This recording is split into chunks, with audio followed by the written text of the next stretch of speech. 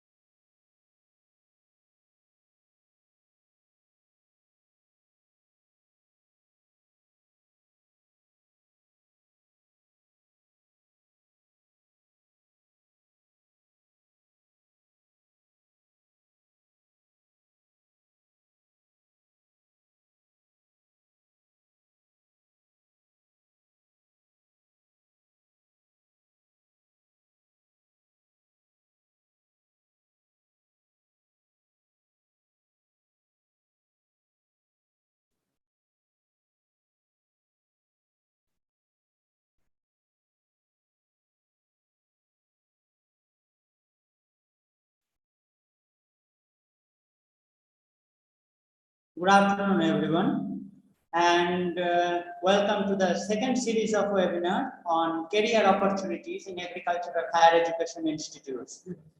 I cordially welcome all the dignitaries and participants present over here with us today, both virtually and in person. Thank you, sir, for coming. And in this case, I just want to tell one thing that as our exam is going on, so you may see a little less number of participants, but as soon as the exam will be over, all the students will join. Regarding CDC, a notable mention should include that this career guidance for the students is being conducted by the Career Development Center of Uttar Banga Krishi Vishwavidyalaya under the National Agricultural Higher Education Project with active companionship of National Academy of Agricultural Research Management, that is the NARM, Hyderabad. In today's webinar, we have with us Mr. Pinaki Ranjan De, CEO, International Agricultural Consulting Group, New Delhi, who will speak on opportunities for agribusiness startup, and Dr. Lakshmi Mantha from Osmania University, Hyderabad, who will speak on development of entrepreneurial communication skill. On behalf of the whole UBKB fraternity, I offer a formal greeting and reception to you both, sir and madam. We are really highly delighted that you could make some time for us today in this virtual platform. Now I request Dr. Kaushik Pradhan, Organizing Secretary, CDC UBKB, to deliver the formal welcome address and give a briefing about CDC. Dr. Pradhan, please. Yeah, okay, thanks, Dr. Foni. May I audible? Yes, sir, you are audible. Okay, thanks to Dr. Foni for coordinating this program. And good afternoon, one and all. So today we have planned to organize another series of the first webinar, whichever we have launched on 24th of September. So today is the day of International Old Persons and the day of World Smile Day. So these are the 2 days which are very important to note that during this day, we know that old persons are the epitome of knowledge, experience, and on this day, that Harvey Wall during 1963 had given several smileys. Nowadays, we know that smileys are very much, uh, you know, uh, available in WhatsApp and social media group. So, in this auspicious occasion, we have planned to organize our webinar series 2 on Career Development Center, a single window system for enhancing the career opportunities in agricultural higher education institute. So, first of all, I heartily welcome our chief patron, Dr. Sarup Kumar Chakraborty sir. He is the Honorable Vice Chancellor of this university and patronizing the entire thing. Welcome you, sir. I want to welcome the four mentors: Dean Faculty of Agriculture, Dean Faculty of Horticulture, Associate Dean, and Professor Ranjit Chatterjee from the Department of Vegetable Science in this occasion. I too welcome the coordinators, two very young, energetic coordinators, Dr. Victor Foni and Dr. Bimal Das, the member, faculty member also in this Career Development Center and the assistant professor of COA Magian. I heartily welcome the two eminent speakers. First one, Mr. Pinaki Ranjan Ade. He is also the CEO, Chief Executive Officer of International Agricultural Consultancy Group in New Delhi. Welcome you, sir. I also heartily welcome another very erudite and eminent personality in the world of English language as well as personality development, Dr. Lakshmi Mantha. She is from Osmania University and assistant professor in the Department of English. She had dealt several, entrepreneurial communication skills in different areas to develop the personality of the entrepreneur and the personality of those people who have associated with any small enterprise.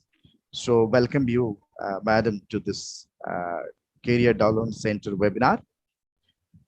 And all the co-coordinators of this program, webinar, all the co-coordinators are also heartily welcomed by me during this webinar series 2.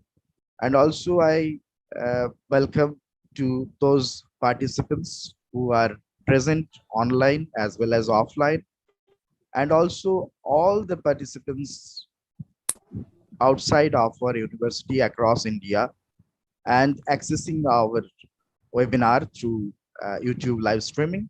So welcome you all.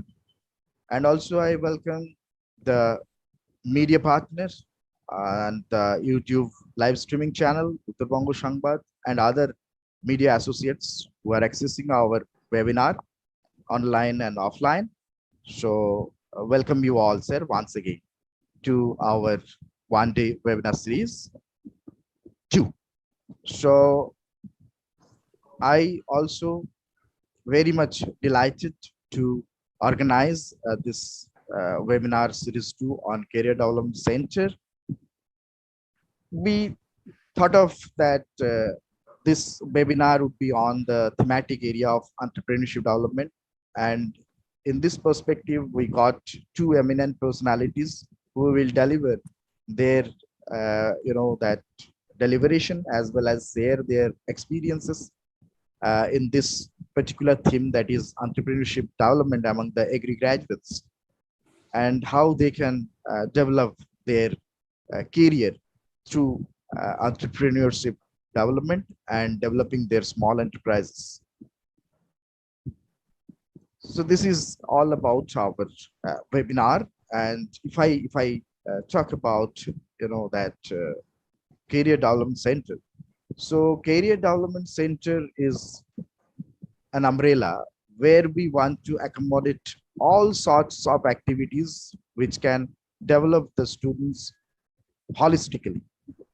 So the activities and the mission of this Career Development Center, which has been sponsored by the NAHEF National Agricultural Higher Education Program, which has been implemented by ICAR NARM from Hyderabad. And also I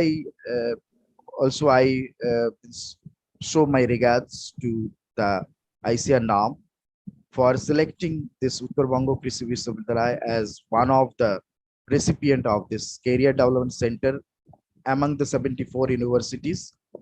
And only 5 universities are there who are implementing this Career Development Center in their universities. So first one is our CAU Impal, second one is the SKU Javner, third one is the IGKV Raipur, fourth one is the SVVU at Trichur. So, and another one, we got that. So Career Development Center was conceptualized during 2018, and from 2019 it has been started working with international and national workshop. So the mission of that Career Development Center is to develop a student-centric platform to achieve professional excellence through comprehensive futuristic career guidance and innovative training to develop professional leadership and entrepreneurial skills for enhanced employability and most suitable career planning and in academics or in industry. The specific objectives, if I want to tell, then to create an ecosystem for the development of soft skills and enabling the environment for acquisition of overall national and global knowledge for the holistic development of students beyond their course curriculum, as well as to build the confidence among students through institutional support in career planning, career counseling, career exploration for further advancement in professional life, and also to foster culture of entrepreneurship through training, mentoring, and providing opportunities for networking with various entrepreneurship development institutions. So these are the basic vision and mission of our Career Development Center. And the 5 pillars of this Career Development Centers are: first one is the capacity building, second one is the media and corporate communication, third one is the alumni coordination, fourth one is the placement coordination, and lastly the entrepreneurship development and innovation. So all these are under a single platform, and it's a student-centric platform, and it will help enormously for developing the career of the students in near future. So we are here to facilitate the students, and within this pandemic COVID situation, we are arranging several webinars with the help of different eminent personalities from different corners of our country, and also we will organize some of the international webinar, so that we can also accommodate some of the expertises from international level to enrich the acumen of our students in case of different sectors, different competitive examination sectors, different capacity building sectors, personality development sectors, and finally the entrepreneurship development sectors. So today the theme is entrepreneurship development, and once again I invite each and everyone to contribute and make this webinar as much as participatory, so that the experts will come from outside. They can also interact with our students, and students can also develop their epitome of knowledge on entrepreneurship building and entrepreneurship development and sustainable management of their enterprise. So once again, welcome you all, and make this webinar successful with your participation, with your contribution. And I hope that we will come out with different strategies, policies, and suggestions which will in near future help us in case of developing the entrepreneurship among the agri graduates. So thank you once again. Thank you all. Thanks to the coordinates. Okay, thank you. Thank you very much, sir. And I believe the sir has given a very nice and short briefing about the motto and role of CDC UBKB. Thank you very much, sir, once again. Now I request Dr. Jyotirmoy Karfarma, Mentor CDC, and also the Associate Dean, College of Agriculture, UBKB, to furnish the inaugural lecture, please. Dr. Karfarma.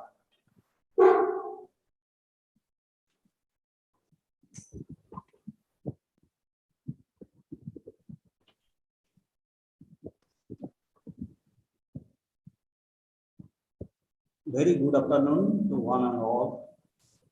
Respected Honorable Vice Chancellor Sir, Dr. Swarup Kumar Chakraborty. Under his able guidance, our CDC is working now in under Uttar Bengal Krishi Vishwavidyalaya, and the chairperson and organizer of this program, Dr. Professor Bidhan Rai, and HR Executive Officer and Member Secretary of our CDC Career Development Center, Professor Kaushik Pradhan. He has nicely presented the role of CDC in our university, and other members of the CDC who acted laboriously for conducting this type of program. This is our second webinar on this issue, and mostly program coordinator of this program, Dr. Victor Foni and Dr. Bimal Das. That's why we are here to organize this webinar. Though the number of participants are less, but it is live streamed on the YouTube channel also. As we know that agriculture sector is a vocation, and it is profession of 50%, more than 50% Indian population are involved in agriculture sector, directly or indirectly. And this is not only about scientific research and development, but it provides role for students with business excellence as well. Generally, career opportunities do exist in government department, research and education system, and nationalized bank, agri-input industry, and other policy-making agency. But the new sector are emerging now. Today, there are some agri-businesses, popular agri-business, food processing, financial sector, rural marketing, international trade, rural credit, insurance sector, and NGOs. Those needs student of high quality and agricultural graduate with high excellence or soft skill, with having soft skill. Our universities are good at developing the requisite technical skill for the development of students, whereas in current situation, it is also much more needed that students should be ready as per the requisite need of the corporate sector. In case of corporate sector, for maximum absorption of agricultural student is possible, they need professional excellence in soft skill as per their requirement, apart from the technical skill to perform better in their future. These soft skills are very much needed to be successful in their life as an employee or an entrepreneur. The curriculum which we follow in our university system, they are largely knowledge-based, with a focus on development of technical skill, which meet the expectation of all the stakeholders in a limited manner. In the endeavor of improving the quality and relevance of the agricultural education, the NAHED identifies the need to support that means there are basically successful professional or entrepreneur through establishment of career development center in agriculture university.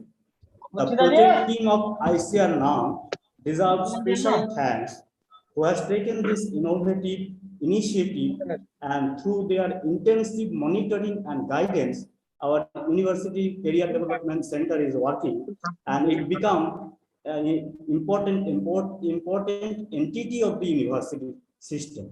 The idea of establishment of career development center in agriculture university, a new direction in the agricultural development beyond the curriculum to develop the personality and soft skill development and agripreneurship. The personality traits like soft skill and entrepreneurship attributes are significantly influence the success of a student while taking a professional career. And with this objective, one lecture will be given by Dr. Lasmi Mantha, assistant professor of Osmania University to develop the communication skill in entrepreneur sector. The Career Developmental Center aims to provide an enabling environment for students to develop the relevant skill and capabilities required to pursue career as professional and or entrepreneur. Career developmental centers with a vision of empowering and enriching the students to cope up with the global challenges in agriculture sector and allied sector and continue to develop as a professional or entrepreneur, which is really the need of the hour. It developed a student-centric platform to achieve professional excellence through comprehensive futuristic career guidance and innovative training to develop professional skill, leadership, and entrepreneurial skill for enhancing employability, and most suitable career planning in academics or industry. We are planning to create an ecosystem for the development of soft skills and enabling the environment for acquisition of overall knowledge, national level and global level, and for the development of the students beyond the curricular system. I am very happy to be a part of this program, as these programs build confidence among students through institutional support in career planning, career counseling, career exploration for further advancement in professional life. Our intention to develop or to foster culture of entrepreneurship through training, mentoring, and providing opportunities for networking with various institutions. Professor Pradhan nicely narrated the different action of the Career Development Center. Out of this, one is the alumni coordination.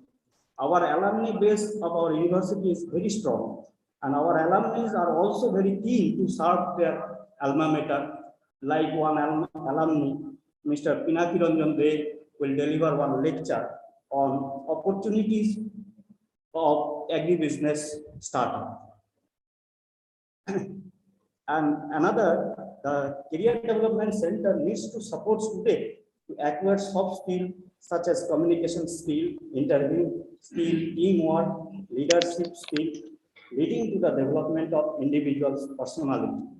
I hope that with the active support of the member of the Career Development Center, it will become the change agent to develop good human personality, leadership, and entrepreneurial skill for not only enhanced employability, but the best career progression for the student. I hope the program will be of great success. Thank you all.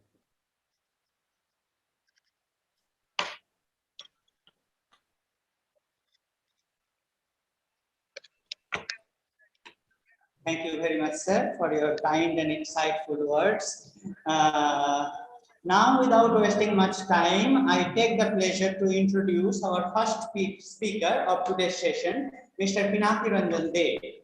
Mr. Pinaki is currently the Chief Executive Officer of International Agriculture Consulting Group, New Delhi. He is working in the livelihood and agribusiness consulting sector for almost 2 decades and is engaged in activities like business consultation, data mining, training, capacity building, and knowledge management, etc. He holds an MBA in International Business Consulting from University of Applied Sciences, Oldenburg, Germany, and his vast experiences have been complemented by several large-scale agribusiness development projects and studies funded by several institutes like World Bank, National Medicinal Plant Board, Ministry of Agricultural Cooperation and Farmers Welfare, National Institute of Agricultural Management, etc. in various states, running in various states of India. So without wasting much time, I request Mr. Pinaki to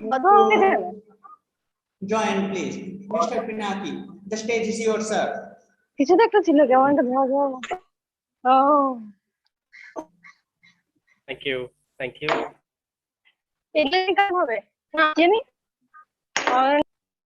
I request all the participants to please mute yourselves other than the speaker, please.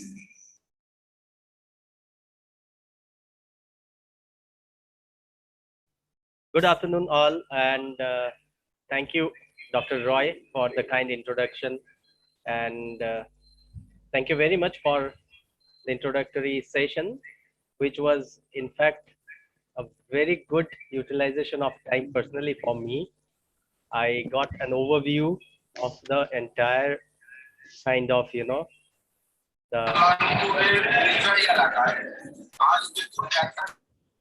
the entire kind of, activities going on over there in Uttar Banga Krishi Vishwavidyalaya.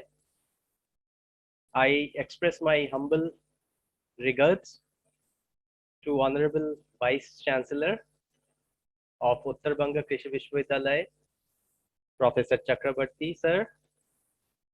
My regards to you, sir. I express my gratitude and regards আমি আজকে যাচ্ছি দাদা ওই কালকে এই শোন না তোর সাথে দেখা হলো I also express my regards to Professor Kaushik Pradhan and also Professor Jyotirmay Karpormar. Nice to see you all here again. And the organizing committee, one and all, and my wonderful fellow future colleagues or entrepreneurs or professionals currently in the form of students, wonderful, lovely, meritorious students of Uttar Banga Krishi Vishwavidyalaya.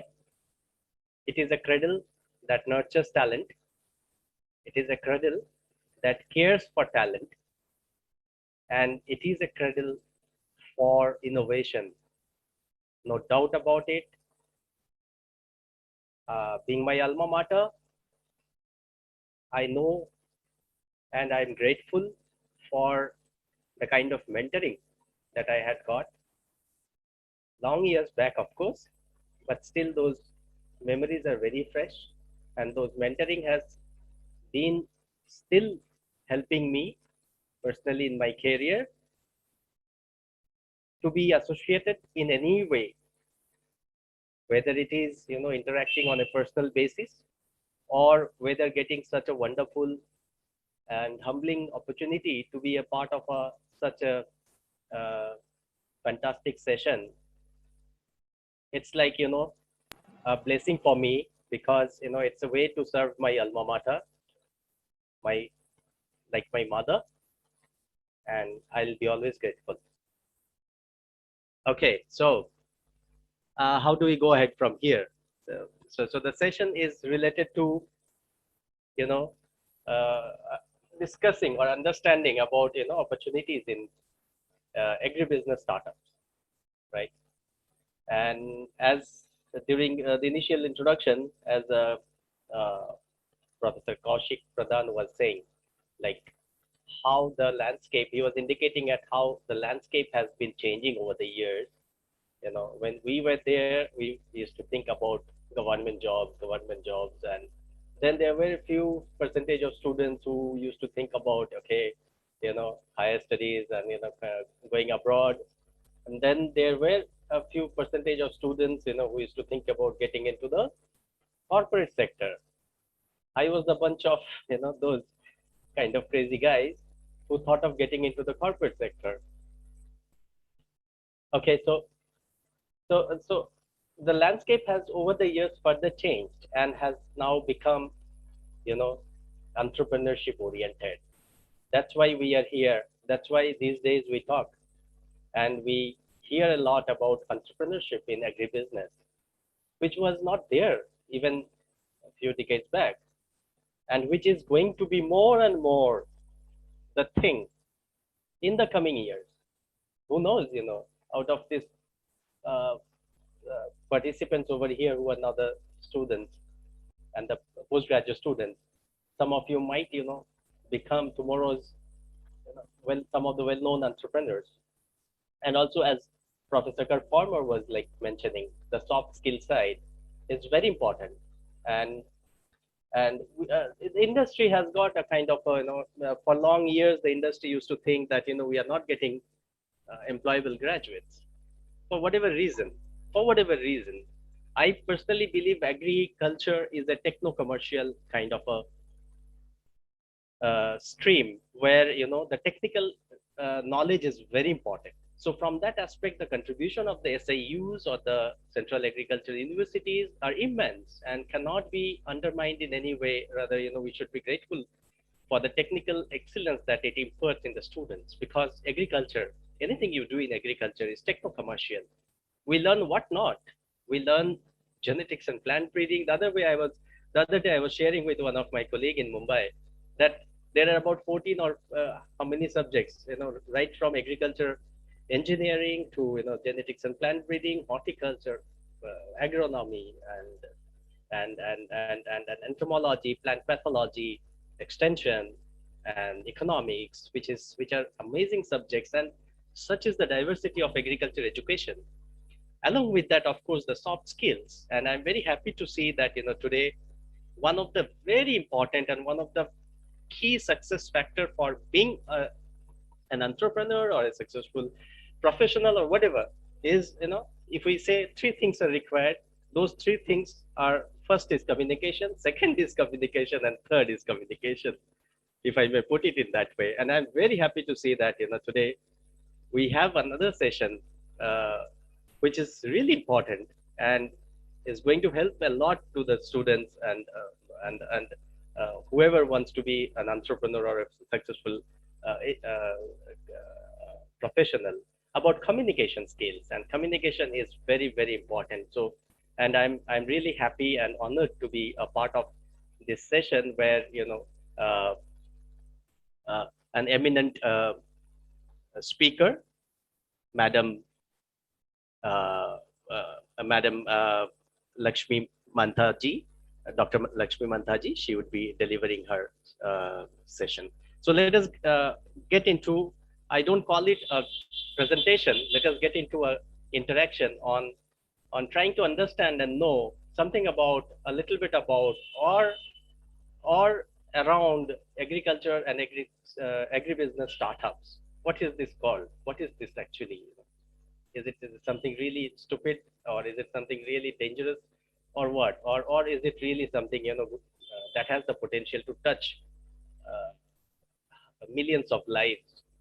It's not just about earning money, millions of money, which is also there. So if I can share my screen over here.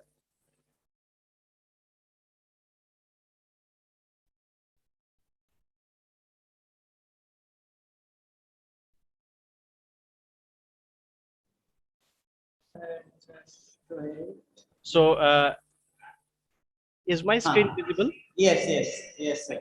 Thank you so much.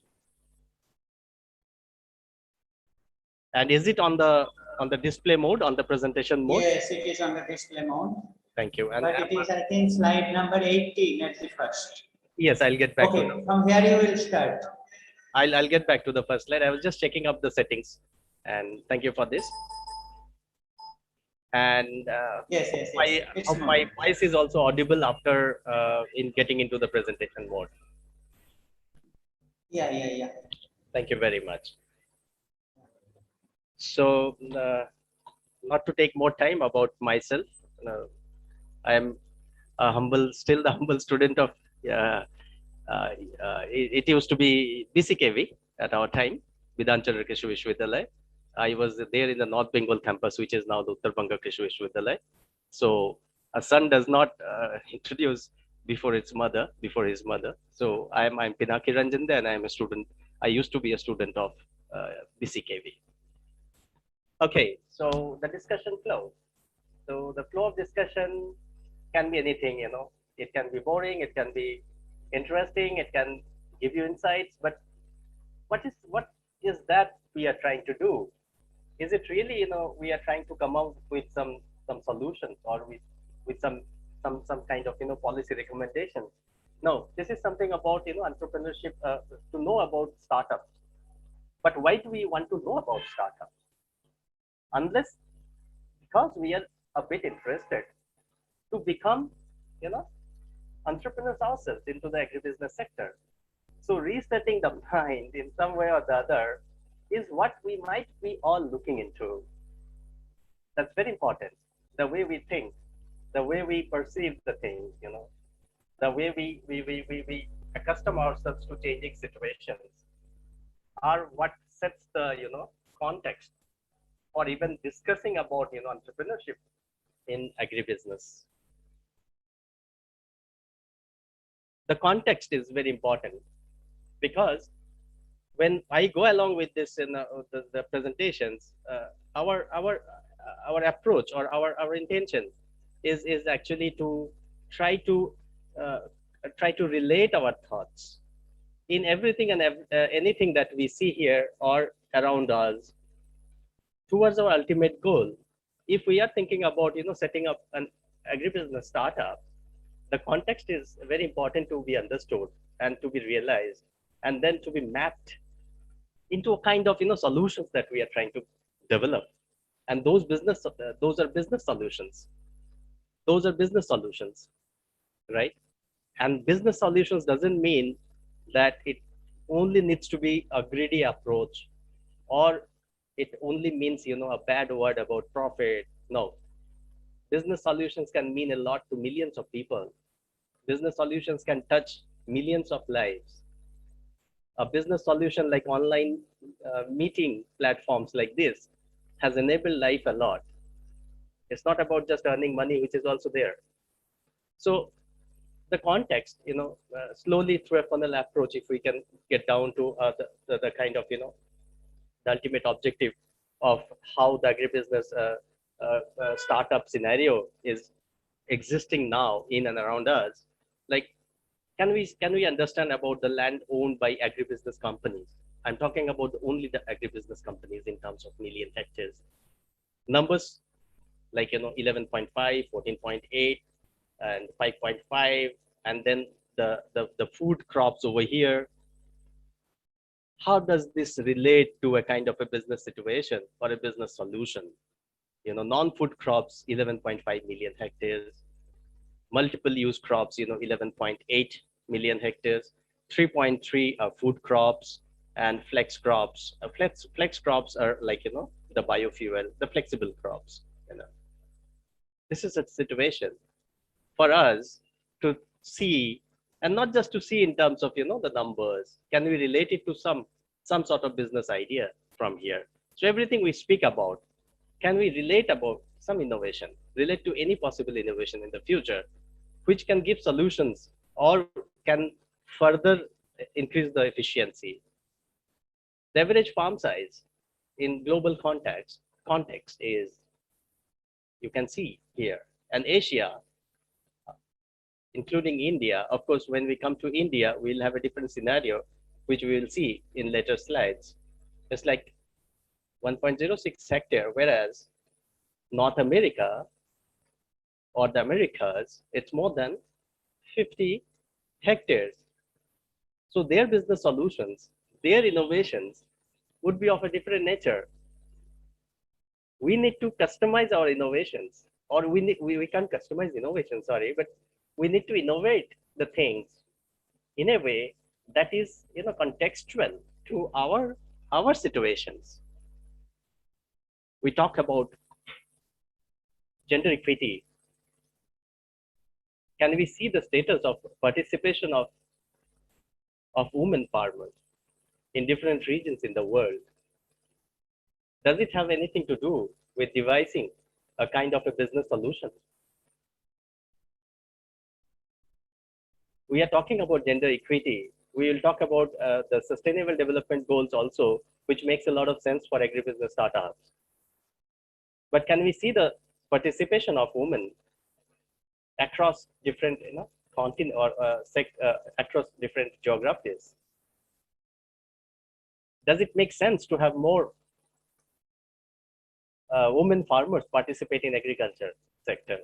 Does it make sense? And if it makes sense, where are we now in terms of our locality? Can we have a solution which can increase the participation of women farmers, can increase the per capita income of the women farmers, can develop the livelihood of the women farmers? These are the context of agribusiness startups. These are the context of agribusiness startups. It's not about minting money, making money, which is also not a criminal offense. It is good to make money. It is good to make money, but it is also fantastic to make money by touching lives of millions of people. We talk about cereals. India is a leading producer of cereal crops. How does it shape up? Where the cereals are going ultimately being used? Yeah, we have hunger at one side, on one hand, and we have also need to cater to the hunger on the other hand. What a fantastic dichotomy, what a fantastic paradox, you know. This 43% of the cereals goes into food, 36% goes into feed. Other users are 21%. It can be anything. Other users, it can be biofuel, it can be industrial use, it can be, you know, starch, it can be, you know, pharmaceutical use. You know, maize is used in the pharmaceutical industry, the maize syrup. So is it not very interesting that when we are talking about food deficiency, food insecurity, the same food we have to make a conscious choice to be used as feed also, feed for the poultry, feed for the animal husbandry sector, feed for the aquaculture sector, because those again we need as food. It's a complex web where our thinking, our innovation, our mindset can think about solutions, business solutions. And business solution means how we can touch lives of others. Withdrawal of water. Let us get into, I know, the pitch of this discussion is slowly getting intensified a little bit. We are now into the climate change, you know. We're talking about climate change now. The world is gung-ho about climate change. And where does agriculture stay in terms of, you know, take a position in terms of climate change? How do we perform in terms of, you know, through our activities in terms of protecting the climate? That's also something to be discussed about as a context for agribusiness management, for agribusiness startups. Either it gives us an opportunity to do more, or it gives us an opportunity to solve more. We in our region, we use 80% of the water into agriculture. Can you imagine? Whereas the Europe or Northern America average is about 30%. So the more you shift towards the developing countries or the underdeveloped countries, we are still, you know, much water dependent in terms of agriculture. Can there be solutions? Can there be business solutions to help the climate, you know, protect the climate? We stick to the water use because that's going to be a situation which we need to deal with in the next decade.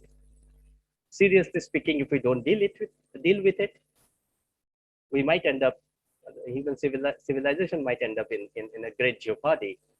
And that's the illustration of how the water is being, you know, the global water is being used. Over 60% of the annual rainwater evaporates, right? About 40% of rainwater contributes to rivers, lakes, groundwater, right? And then flows back to ocean. You remember the hydraulic, what is that? The water cycle.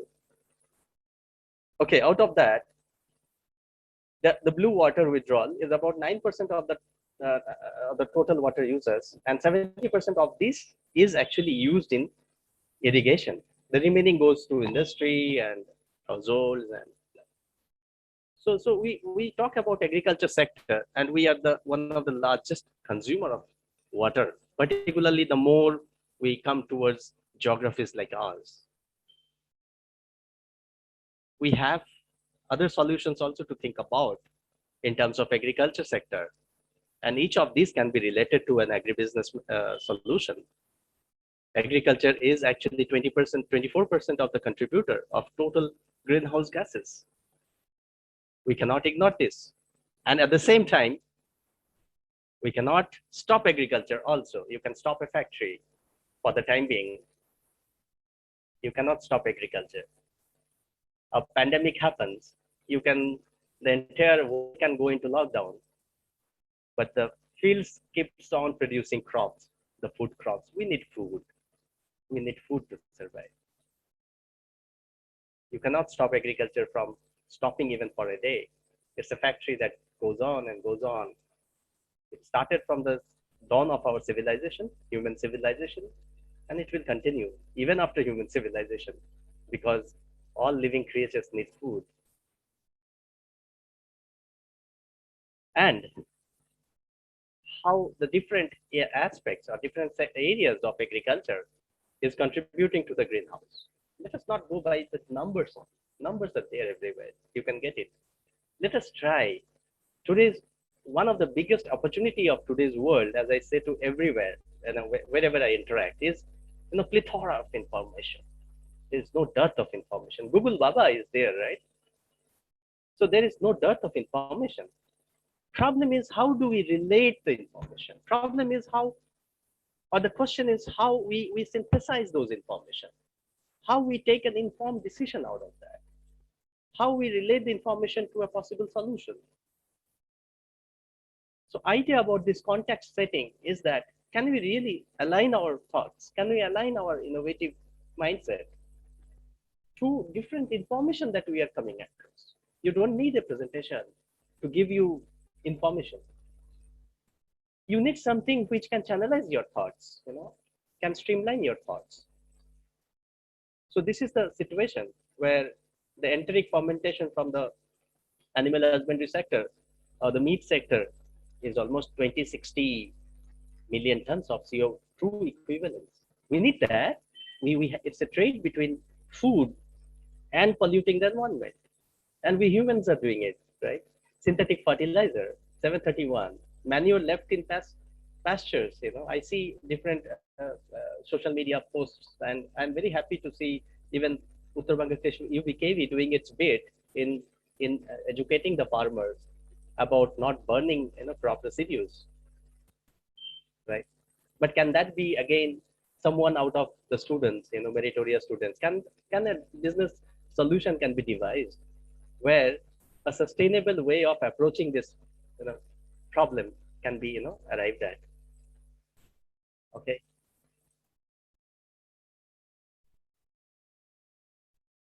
Look at the contradiction. We have plenty of food at one of the poles, and the other pole we have acute shortage of food, and plenty leads to overweight, obese.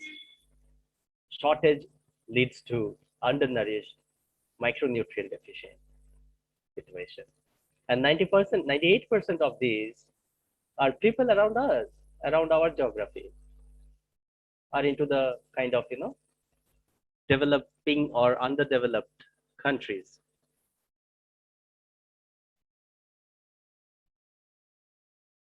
Right? Now let us come and see how agriculture, places itself. And whatever you do in agriculture touches actually life. If you do a business, if you do research, if you do teaching, if you do consulting like me, or whatever, whatever you do in agriculture touches life. And this can be easily mapped to the sustainable development goals. If I could make it more interactive, I would have asked you a silly question that how many of you have heard about sustainable development goals? But I think the majority of the students knows about sustainable SDGs, and see how agriculture can be mapped to several of these SDGs, directly, and also many of them indirectly. No poverty is actually directly linked to agriculture production. Zero hunger is actually linked to no poverty. Means, majority of the world's population, including India's, are dependent on agriculture as their primary profession. So you increase the status of agriculture, you increase the status of the farmers earning, you actually, address the problem of poverty. Zero hunger. Can you imagine? Zero hunger is a problem, and mostly due to inequitable distribution of food, I would say. But it's a problem, and we are trying to address it through the United Nations Sustainable Development Goals, which we all know. Good health and well-being is again, I would say, directly as well as indirectly related to the agriculture food production. Today, one of the major areas where some of the agribusiness startups are doing very good and their services are being very much appreciated are into the food security and food quality, food quality and food standards, maintaining and good agricultural practices, GAP. All these things have come because of good health, and we need to be, leading a kind of toxin-free life. We need to consume toxin-free fishes. I think most of the Bengalis like us, we know about, formalin fed or injected fishes, right? We don't need that. We can't survive for long. Gender equality, as I was just just a few slides back, I was touching upon, is very important. And then agriculture is actually can be the biggest and is contributing to the biggest percentile of the weightage to achieving gender equality, because a lot of the farmers across the globe are actually women farmers. We need to take care of it, think about that. We need to find devices, we need to find solutions tailor-made for them, be it a gender sensitive agriculture implement or a tool, or be it having some special focus on how to selectively link up the market to the women farmers. It can be galore. You can think about it, and you can come up with solutions. Clean water, affordable and clean energy. I don't know how it can be related. Let's think about how it can be related to agriculture sector. We just came across slides where agriculture sector is contributing quite a lot to the greenhouse gases. Life below water and life on land, okay, I don't know. And then, of course, you can see, most of the sectors are directly related to the SDGs, and many of them are actually can also be indirectly related to agriculture sector. So thinking about solutions in agriculture sector, thinking about business as a startup in agriculture sector means you are also contributing to the SDGs. You're also contributing to achieving equalities across the globe. Isn't that great? And everything was going on fine, fantastic. We were working very hard, the global community, no doubt about that. We were trying to solve all the problems until an additional and one in last 100 years kind of a problem came up. And we all know that's the reason we could, this session could have been kind of, in physical proximity, but we are online today, which is also a new innovation. But that's where COVID has led us to. And what has been the outcome of this COVID in agriculture sector? কি chat করছে এগুলা career development হচ্ছে নাকি এগুলা হ্যাঁ COVID-19 এগুলা আবার দেখাচ্ছে এগুলা Hello? না আমার কাছে তো নাই না So this COVID-19 has impacted the agri supply chain management in a very bad manner. It has fragmented the agri supply chain. It has distorted the agri supply chain. What are the effects of this COVID-19? It is like, you see what happened. Several countries took several steps to actually get rid of this problem when the supply chain got distorted. Ukraine, warned that it could ban wheat export. Romania banned wheat, corn, and sugar export. Serbia, Kazakhstan, India suspended rice exports. Cambodia, almost all agriculture dependent countries. And ultimately what happened? There was food shortage and millions of people additionally got into poverty. Now, so far we saw the context. got the overview of the emerging challenges. And in all this, did your entrepreneurial mind spot any opportunities? Let's try to reset our mind and let's go ahead with further discussions. Relevance of agriculture and agribusiness startups, bridging the gap. Agribusiness startups actually bridges the gap between agriculture and agribusiness. On one hand, we have farmers who does not get enough out of the economic value. On the other hand, we have farmers. We have also large number of customers to be satisfied in terms of tastes and expectations. These are the business side of it. Meet rising demand of higher quality food, and also the agribusiness lacks efficiency due to a highly fragmented supply chain. And when we talk about the agribusiness opportunities of startups, it's all pervasive. It's there across the supply chain. You name about anything, you can do an agribusiness startup. In commodity trading, simple commodity trading, you can get into trading or the supply of agri inputs. Farm advisory is a big need these days. It can be done on an entrepreneurial mode. Farmers need good and quality post-harvest management solutions. There is need for increased and efficient logistics in agriculture supply chain. That is another wonderful area of entrepreneurship. Technology solutions, where most of the agriculture startups are these days, contributing, trying to pitch in. And there are incubators across India which are incubating a number of technology startups in agriculture sector, coming out with innovative solutions, either to manage or make the supply chain efficient, more efficient. Then contract farming or forward contracts, which is again linked to commodity trading. Then you have the industry segments also a little bit bigger in terms of edible oil, opening a small plant of edible oil, or even you can think about ethanol, dairy products. You can simply think about maintaining linkages between industry. There are fintech solutions coming up, banking solutions coming up, retail industry, retail agriculture, food processing, value addition. You can come out with solutions which can ease customers' problems into the agriculture commodity side. Cold chain solutions, refrigerations, packaging solutions.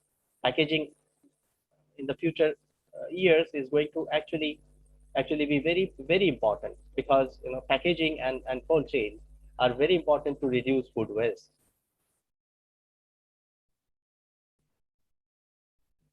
Before we go a little bit deeper into the agribusiness startups, let us understand like how disruptive technologies, some of the few selected disruptive technologies I have mentioned here. There are many other technologies which are actually leading to a lot of startups or unicorns in the recent years. One of them is gene editing and CRISPR-Cas technology. I don't want to get into the technical side of the gene editing and CRISPR-Cas technology, because this is quite kind of,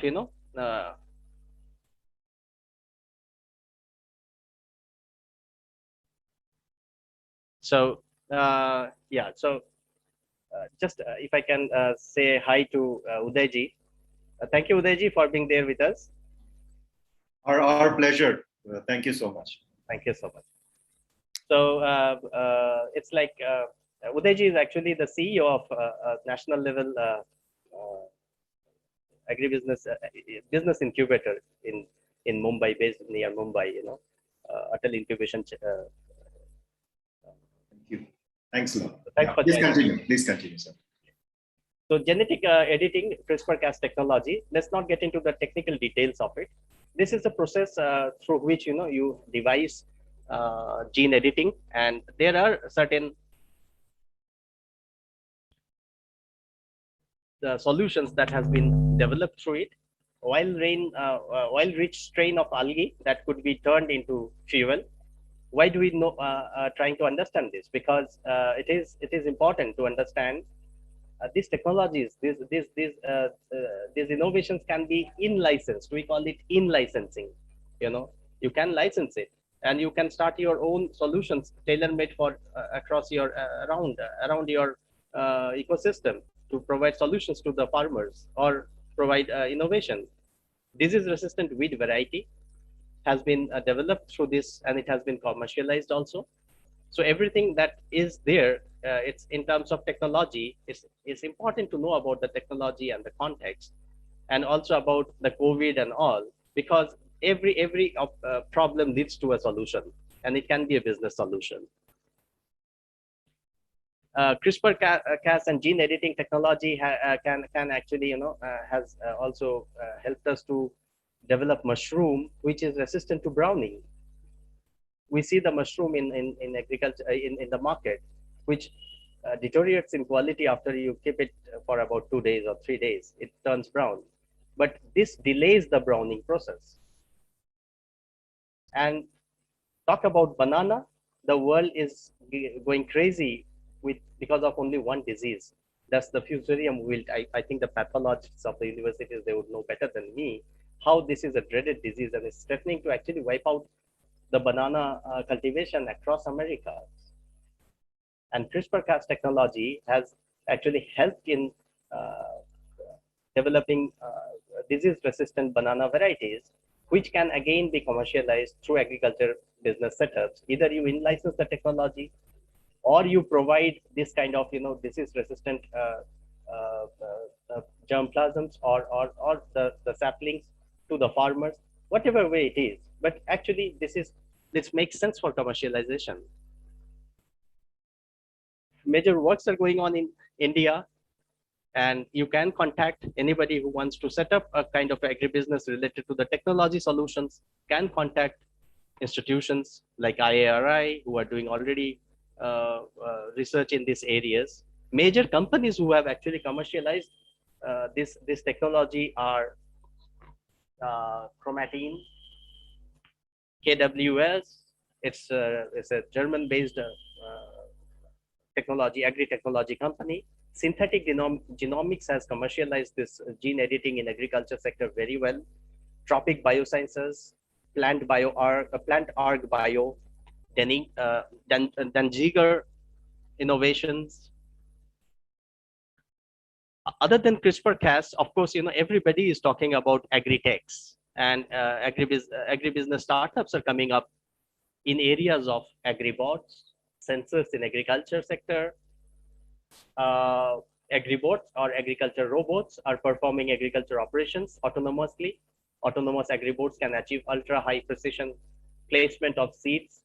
All these things are actually helping farmers and actually helping in increasing the productivity of agriculture sector, because we need to feed 7 billion population. And at the same time, at a situation where the land size is shrinking because of urbanization. Smart irrigation and soil moisture content assessment. Various agribusiness startups have come up providing solutions with such technologies. Smart weeding, drones.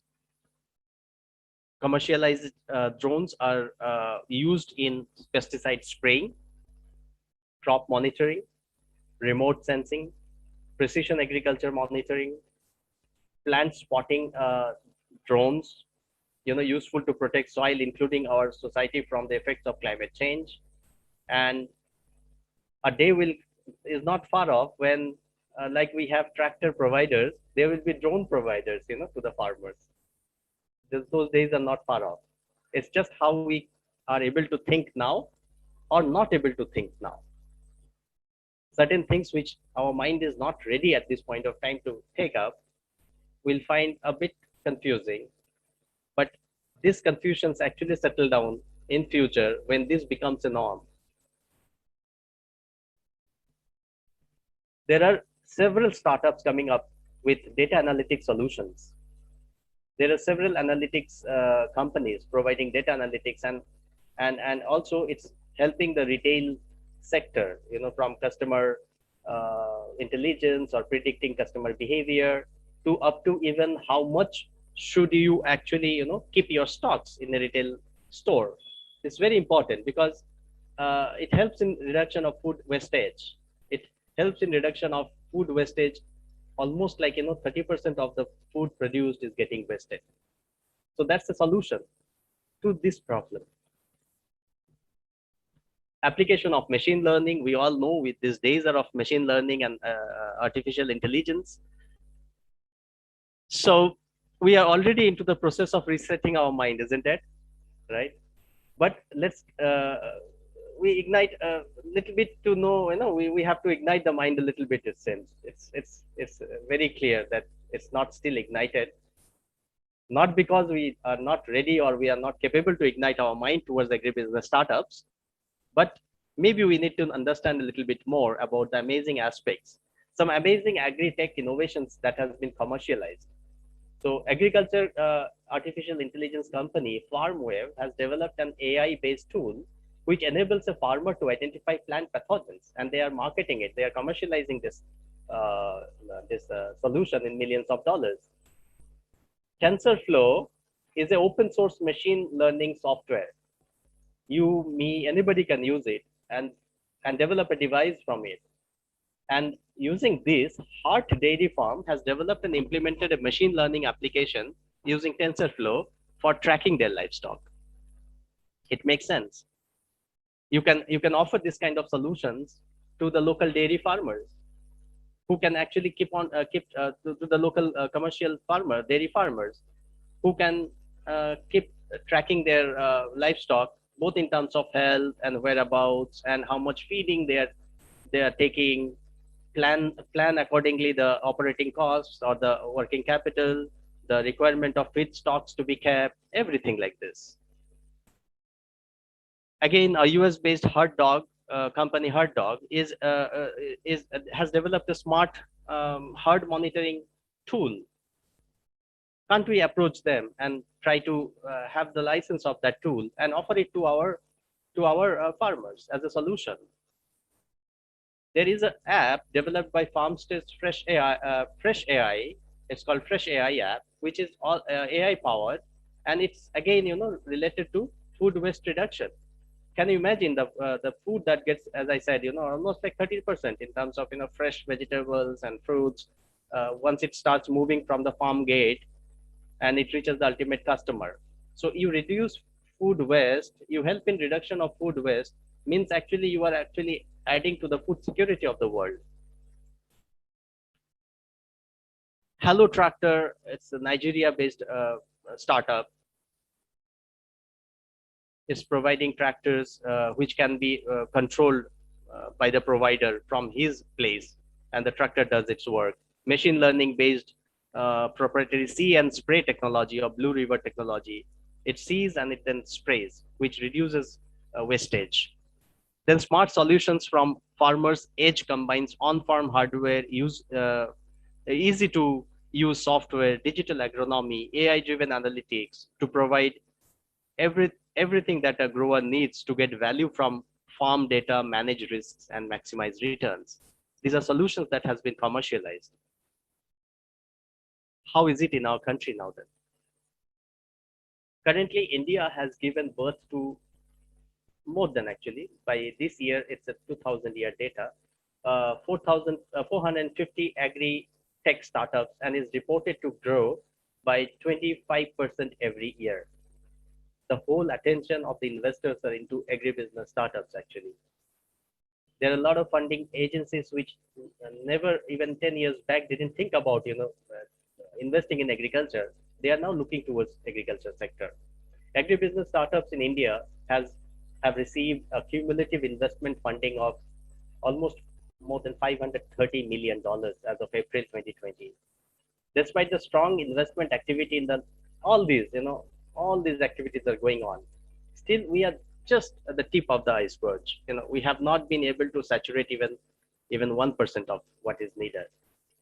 Huge opportunities, huge scopes for agribusiness startups, huge untapped market potential, and huge significance and prospects for startups coming out with solutions addressing the needs of small and marginal farmers. Our country is 80% small and marginal farmers. We need to, like the gender equity solution I said, we need to have solutions for these marginal farmers also. They are actually feeding us, 80% of them. There are lots and lots of agribusiness, innovative agribusiness companies, startups, I would say. They're all startups actually. Just to name a few, in terms of the quantity or the amount of venture capital fund that they have been able to raise, right? Ninja Cart is actually a business to consumer hyper local food delivery startup, and then it transformed itself into business to business, and then it's actually shortening, or it's actually increasing the efficiency of the agri supply chain, and it has raised $164 million in venture funding, which was unimaginable actually even 10 years back. Can you imagine? Way Cool is again a B2B agri-tech platform, a startup, and it provides end-to-end agriculture supply, again related to supply chain solutions, and it has raised about $61 million so far. AgroStar offers online marketplace for farmers to buy agricultural inputs, and also it provides real-time help to the farmers, including weather analytics also. And it has raised $42 million as venture capital funding. Just an idea, business idea, and innovation, and people are there to invest in that. It's not like I look for money, and where does the money come from? Those traditional belief that for business we need money. These days, for agribusiness startups, people are there to help. Just innovative ideas and the will to go ahead and change the mindset is what is important. Otherwise, maybe something is passing through you, fantastically useful, but since the mindset is not allowing us, we are not able to appreciate that. Maybe Dehat is a wonderful seed to market company actually. It starts from cultivation up to you can say farm to fork, and it has raised about $19.3 million in venture capital so far. Then we have Steel Labs, and just to name a few, actually, it's not, you cannot cherry pick. There are lots and lots of other agribusiness startups currently doing very well in India, right? EM3 is an agri services startup. So just about to reset your mind towards being a future entrepreneur, but just wanted to know a little about the support system for agriculture, right? You're getting into that mode. I know that, okay, let me try to get into the entrepreneurship, but whom do I get support from, right? I know I have seen the context, I have got ideas, I have seen the opportunities, but support is also needed, and there are supports. There's a whole lot of support. Again, here just few of them. There is venture capital assistance scheme from Ministry of Agriculture and Farmers Welfare, VCA. You have an idea, you have a registered entity, business entity as a startup, and you have opportunity to apply for venture capital assistance. Support for international patent and protection. Those of you who are trying to think about CRISPR-Cas technology, gene editing, or artificial intelligence, or machine learning, you have something innovations and you want to patent them. That's very important as a business to protect your business. You have support for that also. For those who of the women participants here in today's session who want to be entrepreneurs, specific, health mechanism is available for women entrepreneurs also, and particularly from the reserved categories who needs a lot of encouragement, and they face a lot of problem in terms of entrepreneurship development. Okay, so core research is also being funded these days, which can be commercialized. Then you have a lot of support system if you want to do something in the food processing sector. Even you have assistance for purchase of raw materials. The NSIC provides you assistance for that. You have self-employment landing schemes, credit line, one-term loan scheme, all these things. You have a very useful support system from Niti Aayog, which is called SETU, self-employment and talent utilization. All these things are there. Only you needed to know all these things. You can find yourself more, but you have to access them. You have to utilize the services. There are a lot of services, but people are not there. Enough people are not there to utilize this. That's also an irony. Again, you have women entrepreneurship platform. Some of the women entrepreneurs are getting benefit from this support system. You have capital investment subsidy. You have Aspire, a scheme for promotion of innovations, capital investment subsidy scheme under National Bamboo Mission, which is a focus, a global focus, trying to get into bamboo for possible solutions. Then you have a lot of others, each of the state governments, including West Bengal, has got a plethora of support system under their own ways of, addressing the local community, entrepreneurial community, the small and medium sectors, the startups. Each of the state governments have got their own incubation platforms, have got their own startup schemes. Then there is NABARD to help you. There is Mudra loans to help us, right? And of course, of late, the reason we are here is because the state agriculture universities, central agricultural universities, they have taken up dedicated activities, and this one is one of them. And also the NAHEP has to be appreciated a lot, this NAHEP, under the innovative initiatives of late to nurture talent and guide them towards entrepreneurship or self-employment, or make them, industry ready individuals. So where are we now? Convinced about the opportunities, able to appreciate the success stories, right? Assured about support system, got an innovative agribusiness solution also, right? Still something is coming in the way, right? Something still holding us back from resetting the mind and ignite the entrepreneurship passion. Is that so?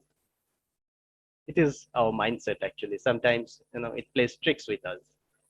I won't get into the entrepreneurship development aspect. I'll stick to the this entrepreneurship, the opportunities or the startup sector.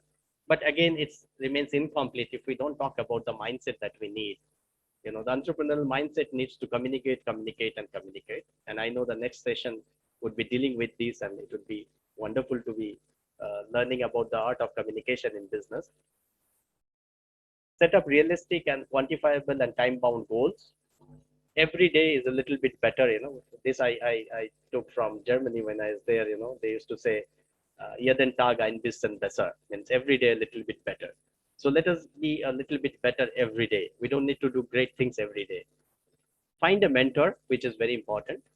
The mentor can be an individual, a group, a platform. It can be an institution like UBKV, or it can be an incubator. A winning mindset is needed, but open to learn from mistakes and failures.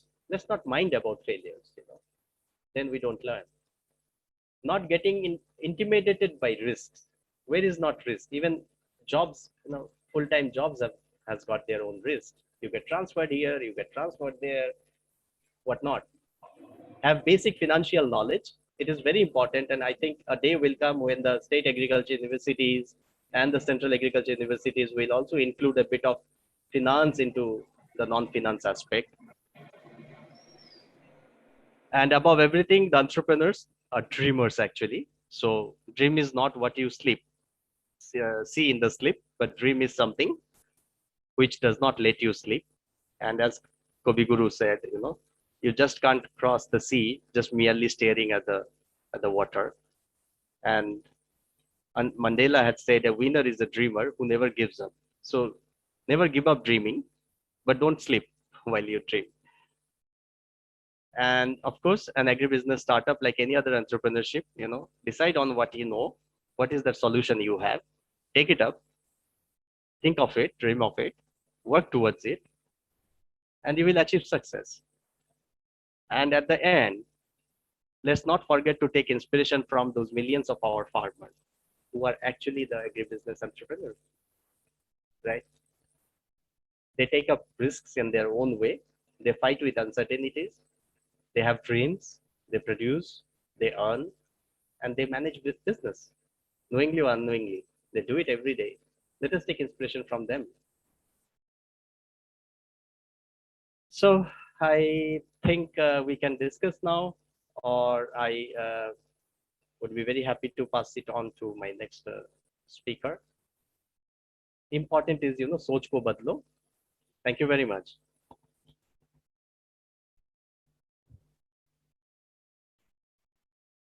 Thank you very much, sir, for your insightful lecture and comments. Now I request the students and any participants to come forward if they want to ask any question. Students, please, or any participant.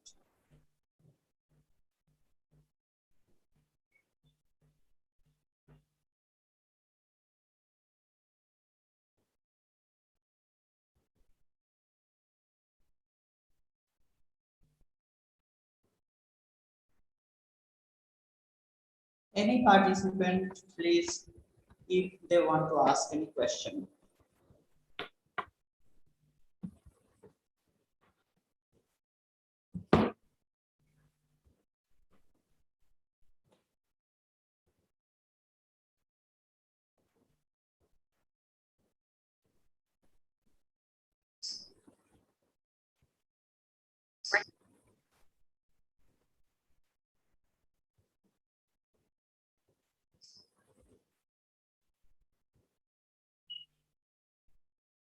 I think there is no one, so it's very well understood that that you have explained each and everything it's so well that there is no need to ask any question. Although, thank you very much, sir, for your time. And obviously, if someone is willing, I hope they can join or ask you at the later stage. Thank you very much. I would like to stay on for some more time. Yeah. You like stay, no problem. The next session. Yeah. I have another meeting to take up, so after that I'll log off. Okay. Thank you very much for giving me such a wonderful opportunity, and I'm really grateful to you all. And I can be reached by the students through you all at any point of time if they need any kind of support, help, or any guidance. Thank you very much. Thank you, sir.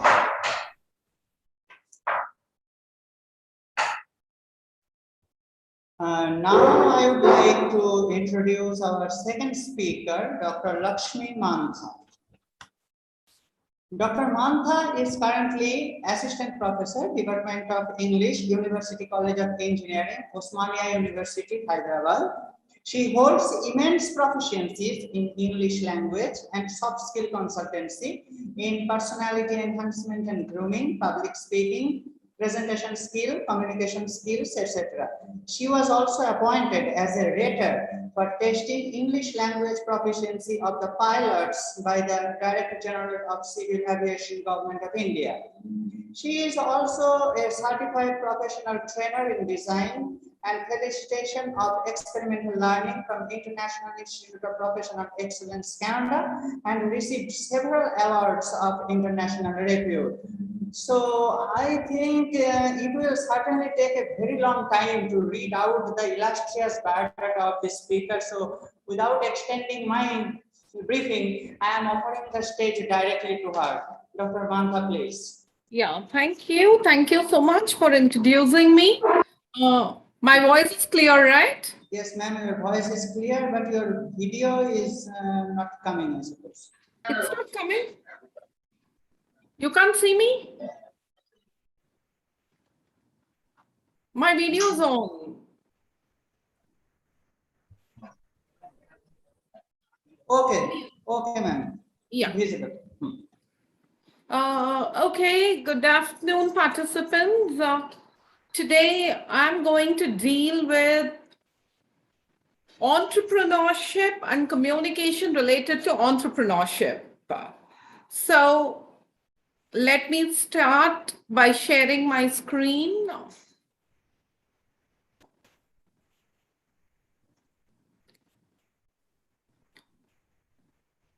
As a warm up, let's go through a brief PPT.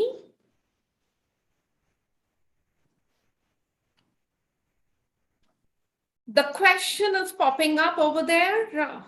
Did you know life is about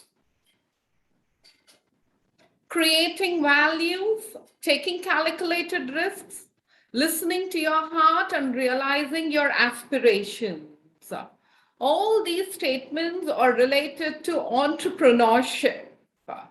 So, why are entrepreneurs unique? Why are they different?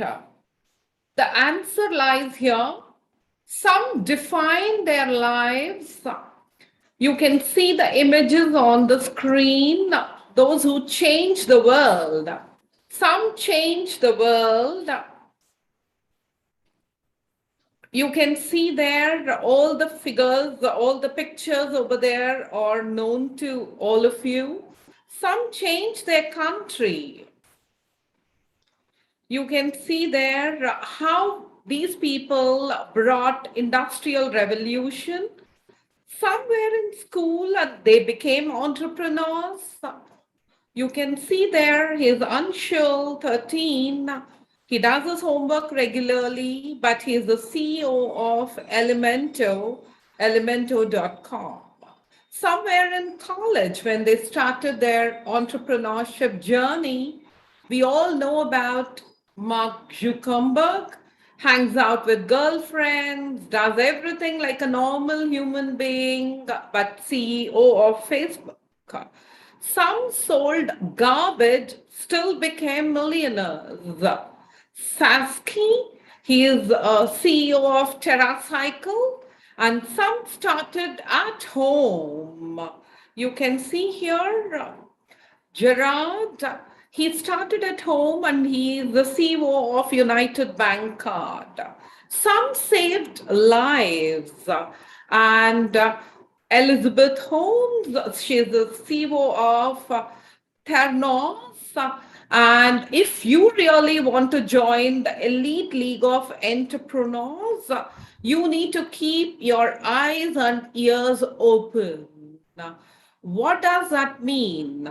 Plan and organize. What does this mean? Create a team, which is extremely important in entrepreneurship. Take that big step forward.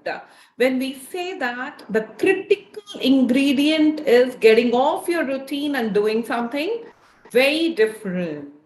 Now, when we saw that particular presentation, from here, it is extremely important. Keep your eyes open, ears open. You need to plan and organize. A lot of people have misconception when we say that you need to plan and organize. They think that planning and organizing means it is day-to-day planning. No, here we are also including thought process and communication. Create a team, collaborate, right? Teamwork is nothing but collaboration. Collaboration comes with communication. Always the formula is C is equal to C. Communication will lead to collaboration. These are all the aspects which the entrepreneurs you have seen just now did in their life. See, a lot of people are under the impression that entrepreneurship is something which is new, startup journey is something which is new. You know, it was not this big earlier. All those misconceptions, I would say it's wrong. Now, let's just watch a short video to understand what exactly is entrepreneurship.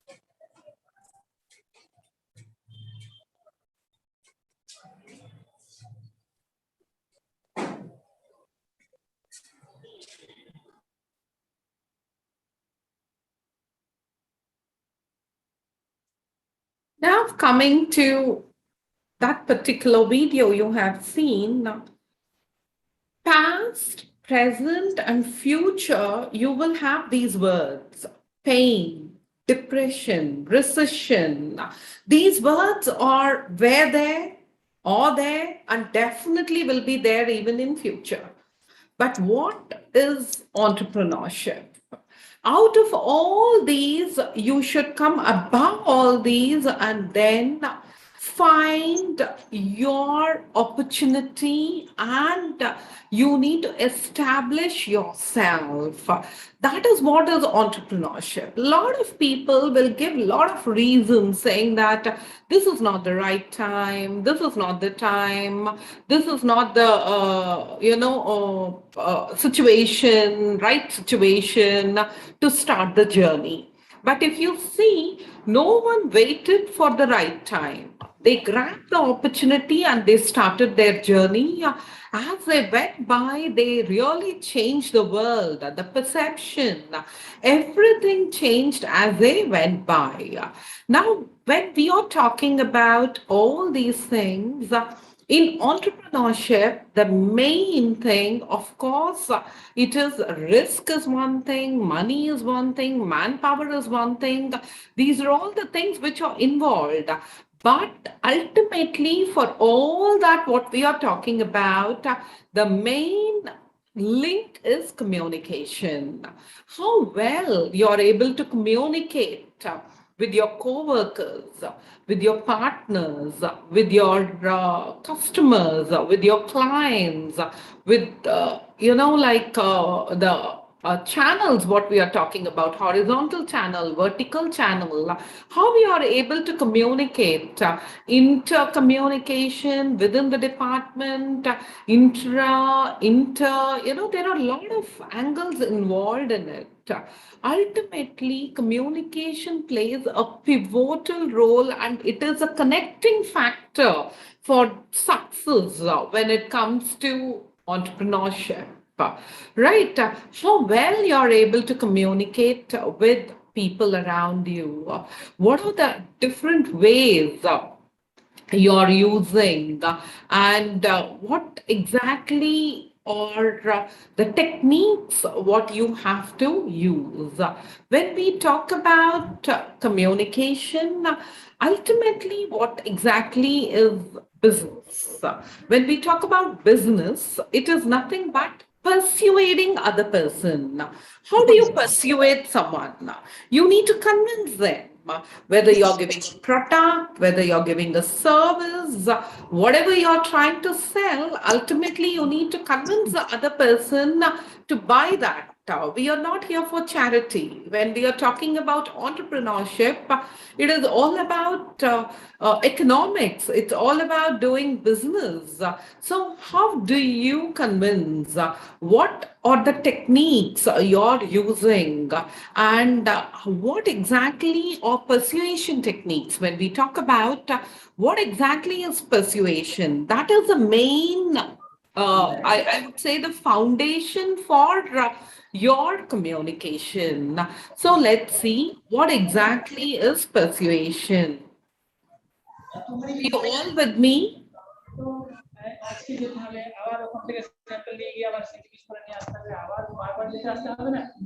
Somebody's mic is on. Dr. Victor, please put off the switch of your microphone. Please, yeah.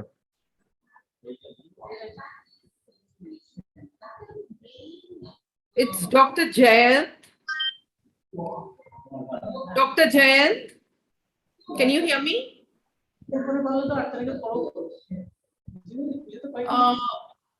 Yeah, thank you. Yes.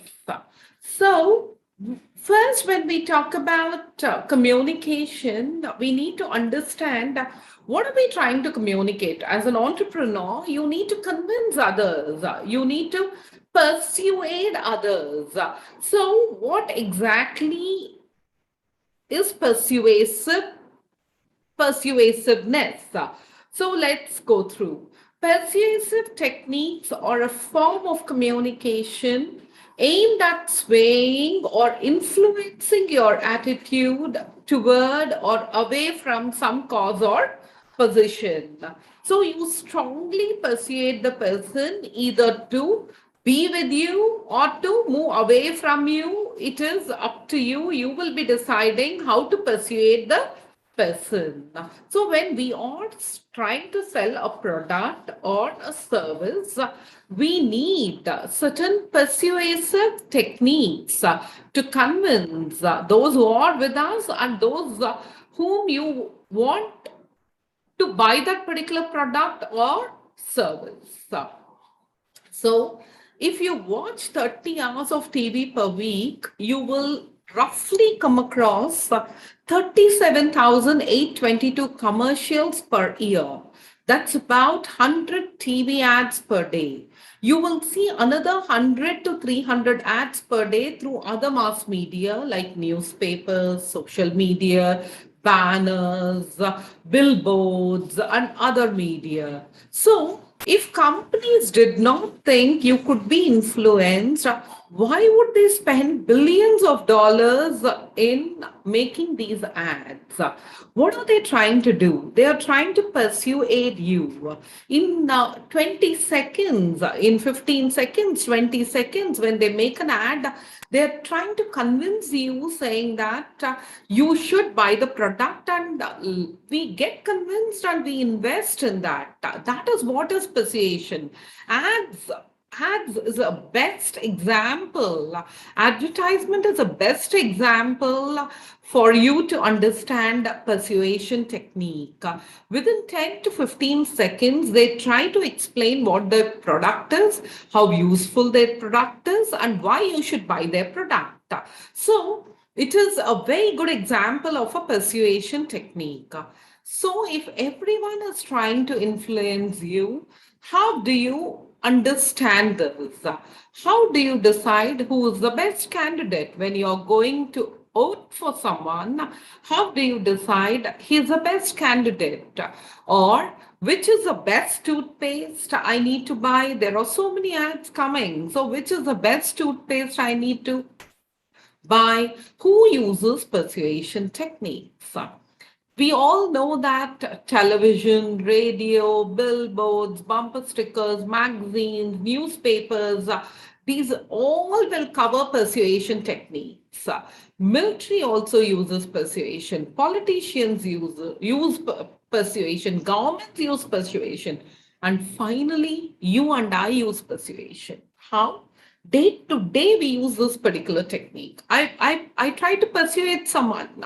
I try to persuade my friend to accept my idea, or I try to persuade my colleague to accept the project what I'm working on. I try to, convince them, persuade them strongly, saying that you should, or I may persuade saying that you should not join that particular team. Like I can do this side or that side of persuasion, yes or no. So all of us use this persuasion technique day in and day out. Through what? Through our communication. We strongly communicate, we persuade them, and we make them understand that, this is my point of view and you should support my point of view. Now, what is it involved? What is involved in this? Your opinions, your emotions, your attitude, your behavior. Persuasive techniques seeks to guide your choice. So all these things are part and parcel of communication. A lot of people have the misconception thinking that persuasion means only speaking a particular language, or communication means speaking a particular language. No, communication involves emotions, attitude, behavior. Everything is part and parcel of communication. Now, coming to when we talk about what exactly are the 7 skills required for an entrepreneur, when we talk about what are the 7 skills, which are 7 top skills, there are many, but when we talk about the 7 top skills required by an entrepreneur, you will understand how it is linked with communication. Let us watch a short video on this.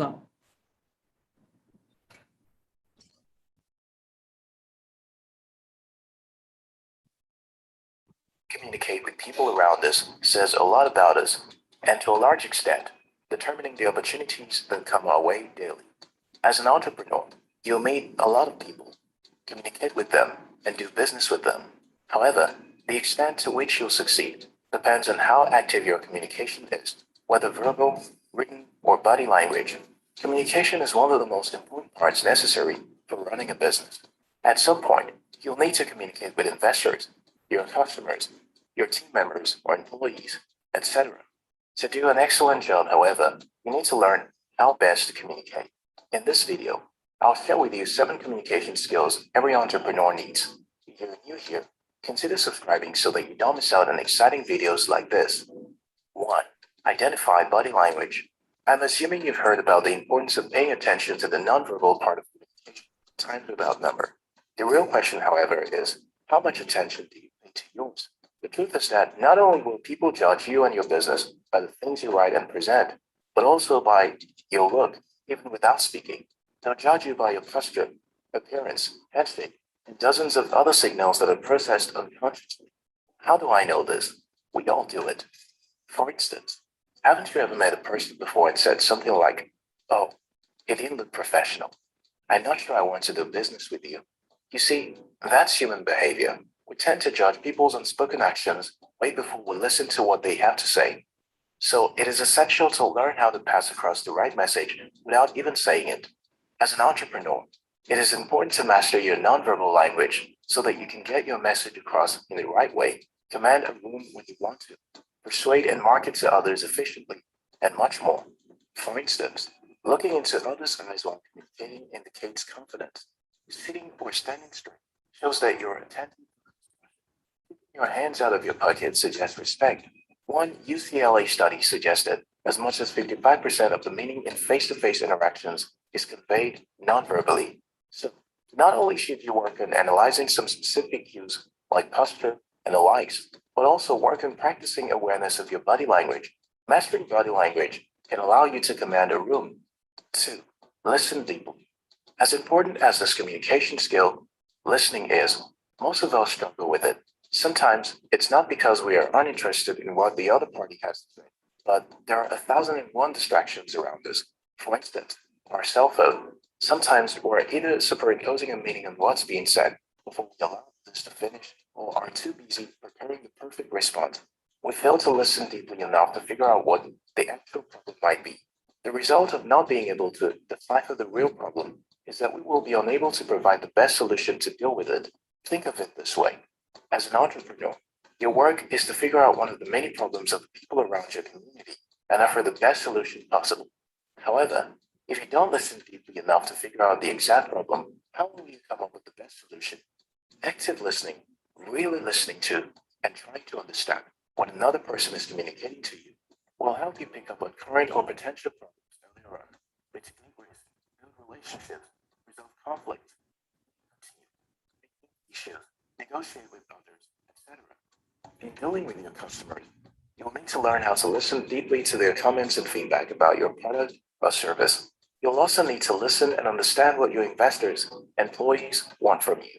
Studies suggest our daily communication breakdown is as follows: 9% writing, 16% reading, 30% speaking, 45% listening, To help improve your speaking skills, try to focus on the person speaking and then do a verbal summary of what they said afterwards to be sure that you're on the same page.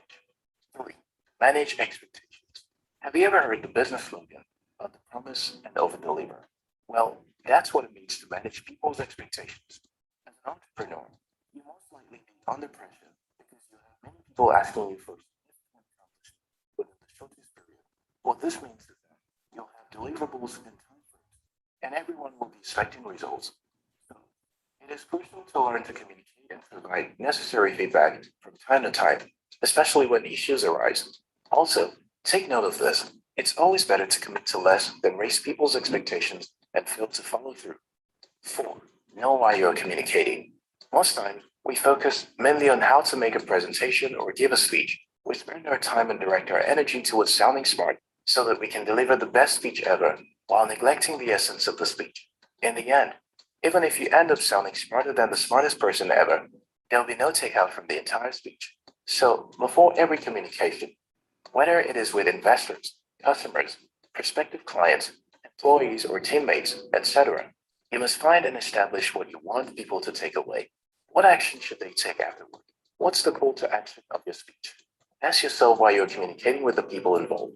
How do you want them to feel about your brand afterwards? What steps should they take after hearing you talk or reading your email? Answering these questions will help communicate effectively. 5. Learn how to write. An essential part of communication is written words. Much of the communication business is done via writing, whether through emails, in reports, in letters, blogs and articles, in books, on text messages, on social media posts, or in other relevant formats. You don't have to be a perfect writer, but you must learn to be more direct and concise in reading form. It is also important to learn how to minimize errors so that you have fewer chances of people misinterpreting your words. The truth is that your writing skill can sometimes determine whether people will want to discuss with you or not. So, as much as possible, be clear and professional. 6. Be empathetic. Emotional awareness in communication can't be overemphasized. It is the ability to recognize and understand feelings. Wondering why you need to understand people's feelings or opinions? Well, it'll help you communicate with your colleagues, customers, or employees better. Even when you disagree with them, you'll still respect them because you understand how they feel about the issue.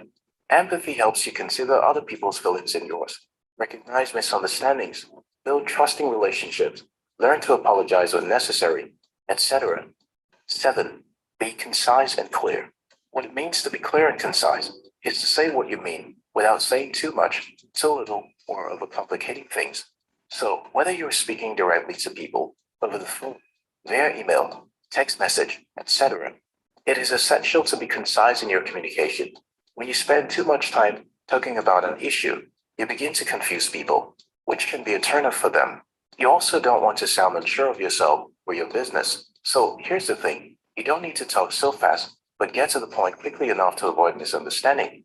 So, whether you're writing an email, a report, or even preparing for the most prominent investor pitch of your life, you need to follow the same structure. Figure out your goal, your key points, and the way you're going to deliver those points in a sharp and focused way. Focus on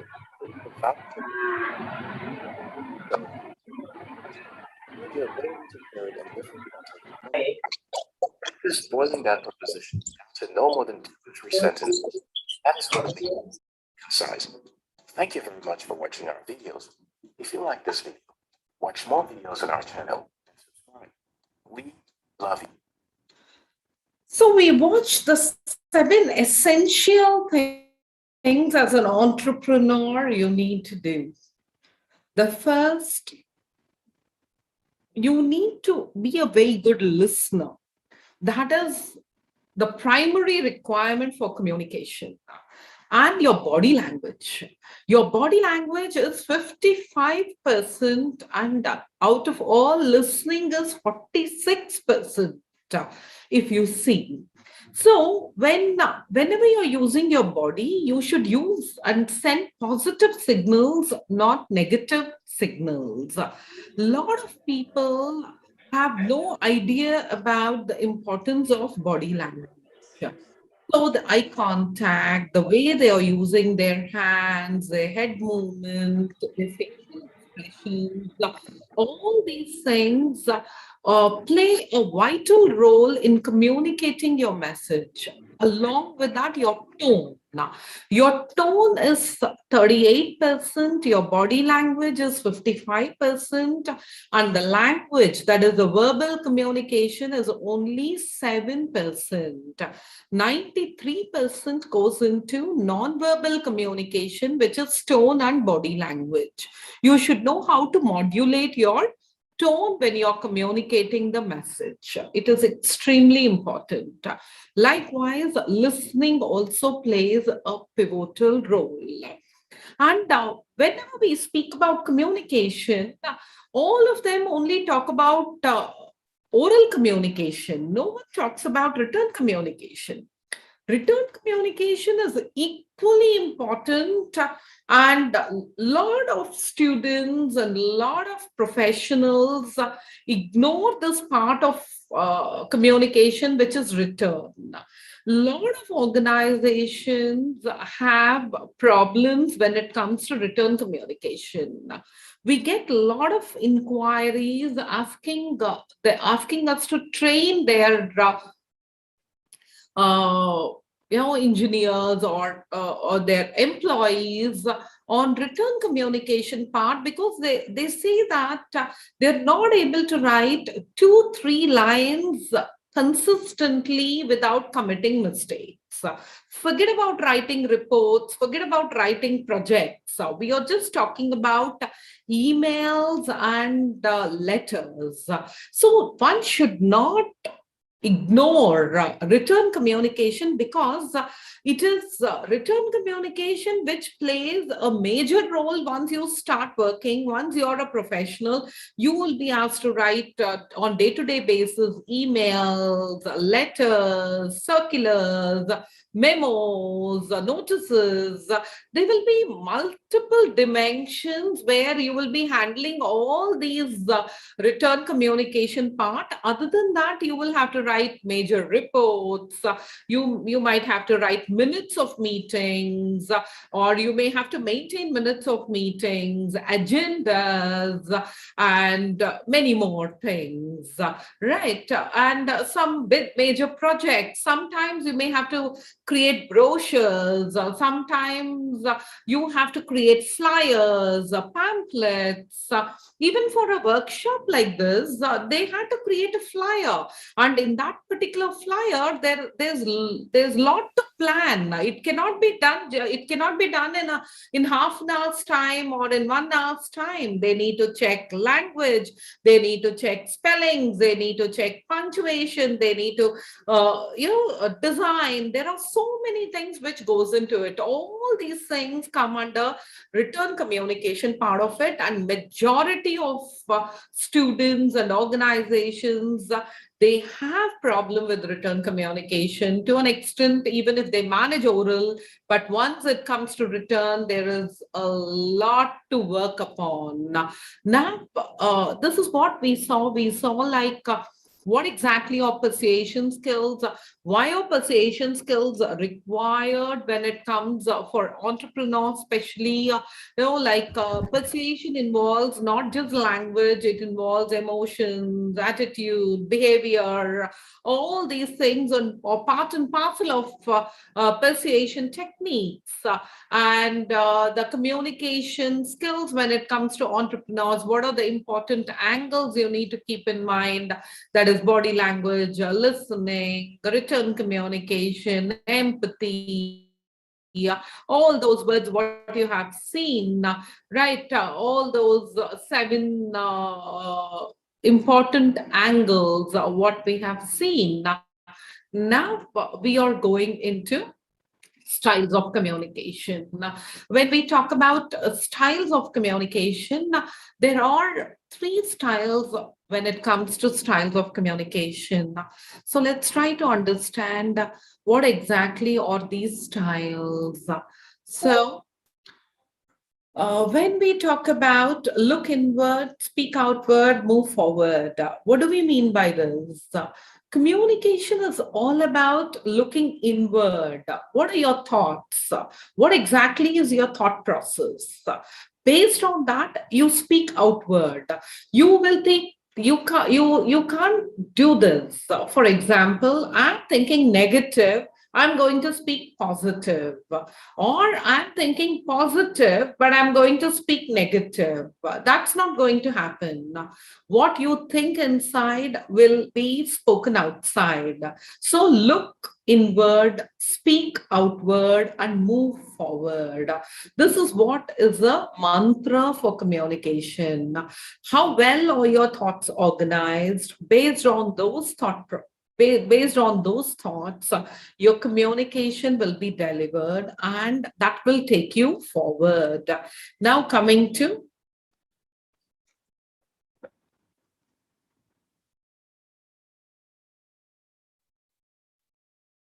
the styles of communication, or it's called as communication styles. We are going to look at the major styles. There are some intermediate styles which are a little complicated, but we are going to look at the major styles of communication. That is passive, assertive, and aggressive. Passive style, you say, step on me. Assertive style, you'll say both are protected. Aggressive, you'll say step on you, I step on you. So we will try to understand what are these three styles. Communication style is a window to how the world perceives you. It affects your relationships, career, and emotional well-being. Understanding your communication style allows you to work on aspects that can be viewed as negative and helps you strengthen the positive. So, what are we going to look at today? Understand different communication styles and how they affect others. Adopt an assertive style of communication in most of the professional situations. Strategies to persuasive communication. These are the things we are going to look at. So basic styles of communication, once again, passive, aggressive, and assertive. So when you look at that Venn diagram, you can see passive people are the people who will always bother about what others think. Aggressive people are the people, they are bothered about themselves, their own desires. Whereas assertive people will also look at their desires and others' desires. So they protect both. Now, I don't really matter. This is what is passive all about. They don't express their needs, their opinions or feelings. They apologize for things that aren't their fault. They do not respect their own rights. They feel they don't have a right to ask for things they want. They want to avoid conflict even at their own discomfort. When you look at this particular behavior, you will see that they are very submissive by nature. They will never express what exactly is their requirement. Their body language also will be very hesitant, eye contact, looks away often and down. They will have a ghost smile even if angry. They slouch and they keep their head down. Fluttering hand movements or playing with fingers or wringing hands.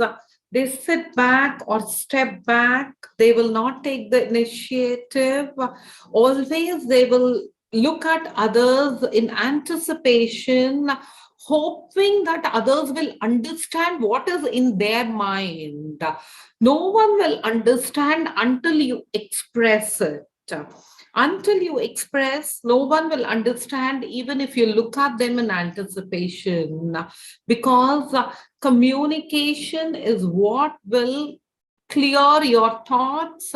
Your thought process will come out in the form of communication. Until you express, the other person will not know what is happening in your head. So these people will have a lot of things happening in their head, but they will not express. Instead of that, they will keep looking at the other person, hoping that he will understand what he is thinking or she is thinking. That will be the body language. Passive people will say, believe, or behave, I'm unable to stand up for my rights. I don't know what my rights are. I get stepped on by everyone. I'm weak and unable to take care of myself. People never consider my feelings. This is what will be their behavior. It's a very dangerous thing for an entrepreneur. For an entrepreneur, if you are very passive, things will get complicated. You cannot be passive and you cannot expect others to understand what is happening in your mind, and always expect others to read your mind. That's not going to happen. So passive is a danger sign.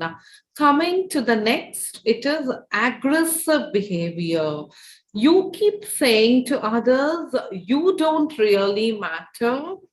Don't respect needs, opinions, or feelings other than their own.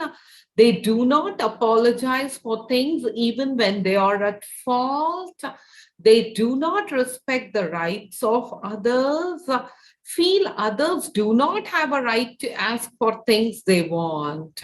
Again, a danger sign.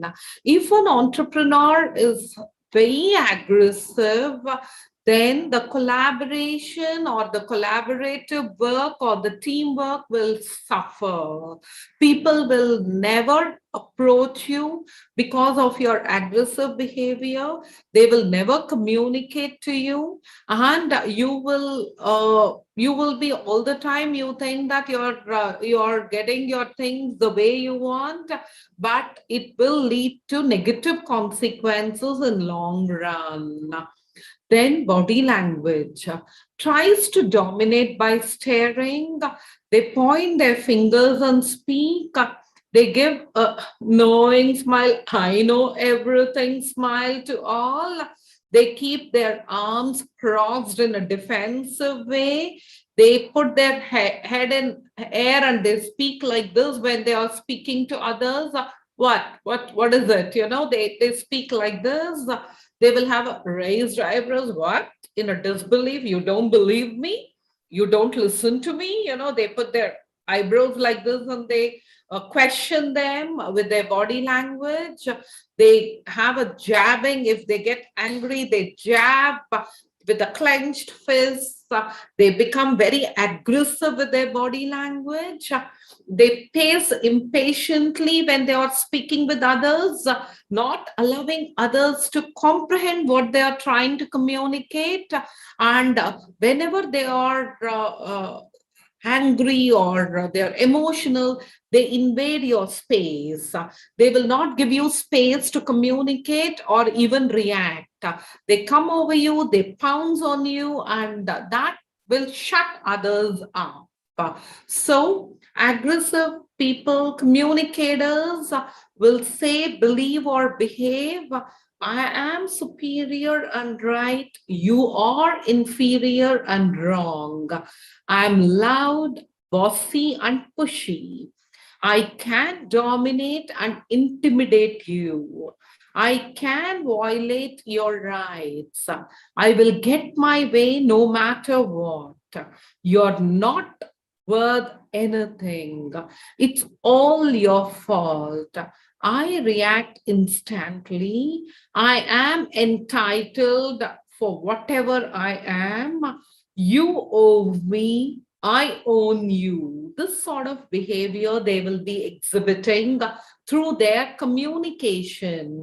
As I said, communication involves three things: words, voice, and body language. Whenever I'm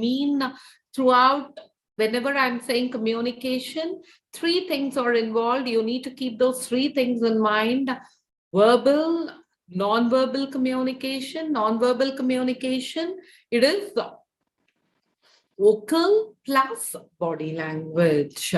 Now coming to assertive behavior. Take control of your own life.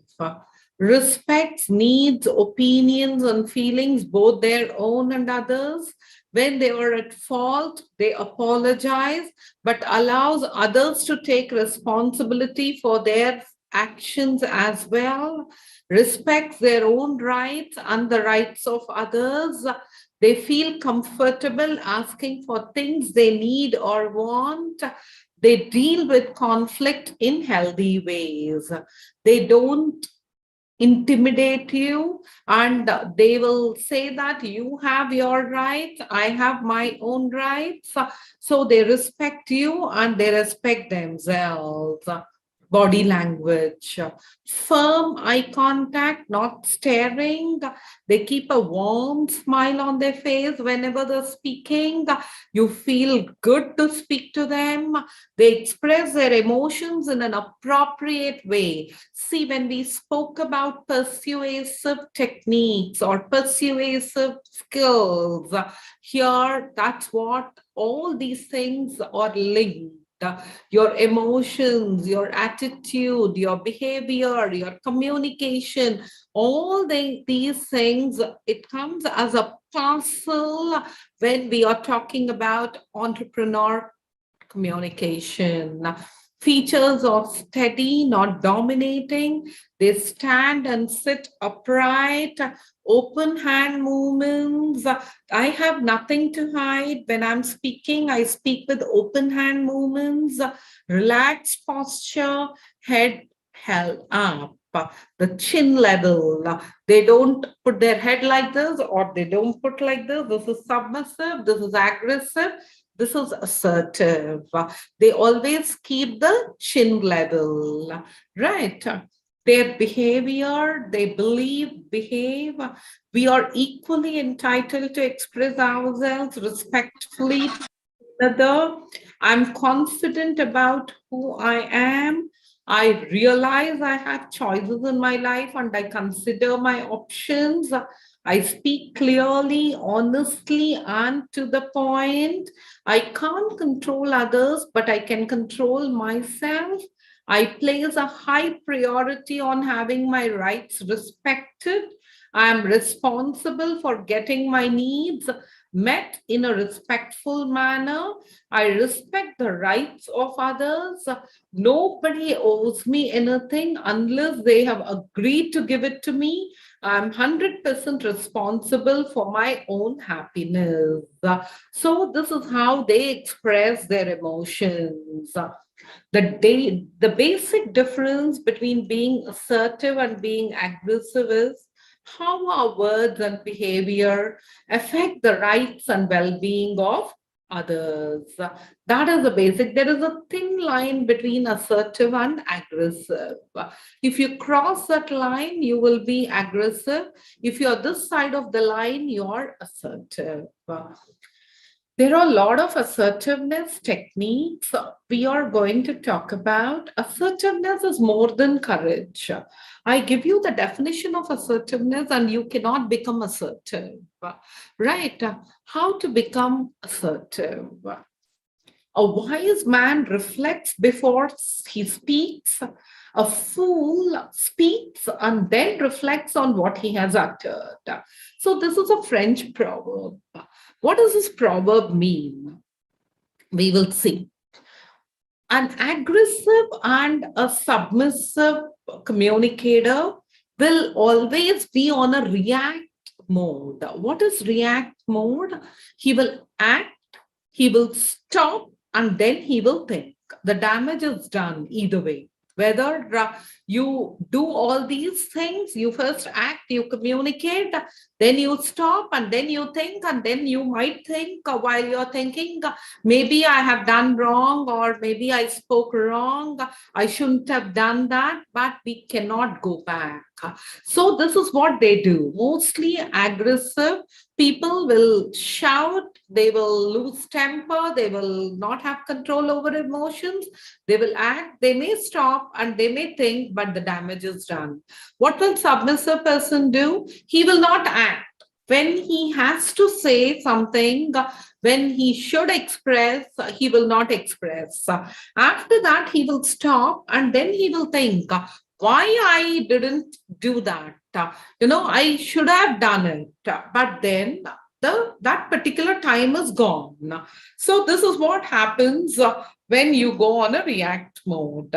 But then assertive communicators will always go on respond mode. What do? They pause. They take a small pause. That is, they stop, they think, and then they act. They stop and then they think what I'm communicating, whatever I'm communicating now, whatever words I'm using right now, are they okay? Are they going to hurt the other person? Are they going to bring it's the words what I'm going to, or the vocabulary what I'm going to use, will it bring the required result? These are the things they will think and then they will act. So respond will always give you exact results what you want. React will not give you the results what you're looking for. So these are what we call as styles of communication. Whenever you're communicating in entrepreneurship, that is in any professional setting, right? Whether maybe you're an employee or you're going to be an entrepreneur or you're already an entrepreneur, the best results you will get it only through assertive communication. Now, a lot of people will question after this particular presentation, a lot of such questions come out, saying that, can a human be 100% assertive? No. No human can be 100% assertive. A human is a mixture of all the three styles. That is, assertive, aggressive, and submissive or passive. But out of these three things, the majority, what you need to maintain in a professional setting is assertive communication, which will bring the desired results. Professor Pradhan, can we take a minute break, and do they have any questions so far? We can clarify the questions and go further. Yeah, sure. Yeah. Why not? Yeah, we can do that. Yeah. Any questions you have regarding whatever we spoke so far, participants?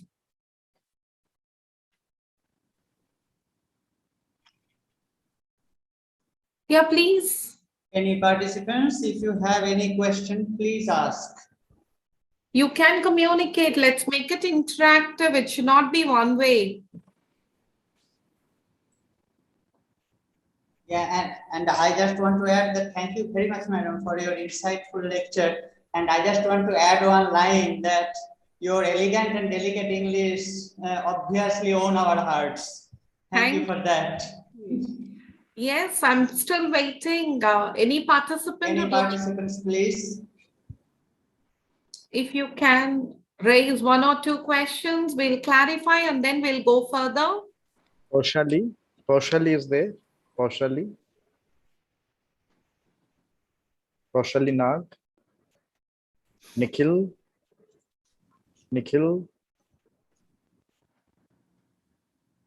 Kumar. Yes, sir. Yeah, so do you have any query? You asked clarifications. Yeah. Any doubts? No, sir. No? No. Okay. Yeah. Okay, that's good. Good. Your deliberation was so nice, man. Everything we understand. Yeah, let's watch a short video before I take you through another presentation.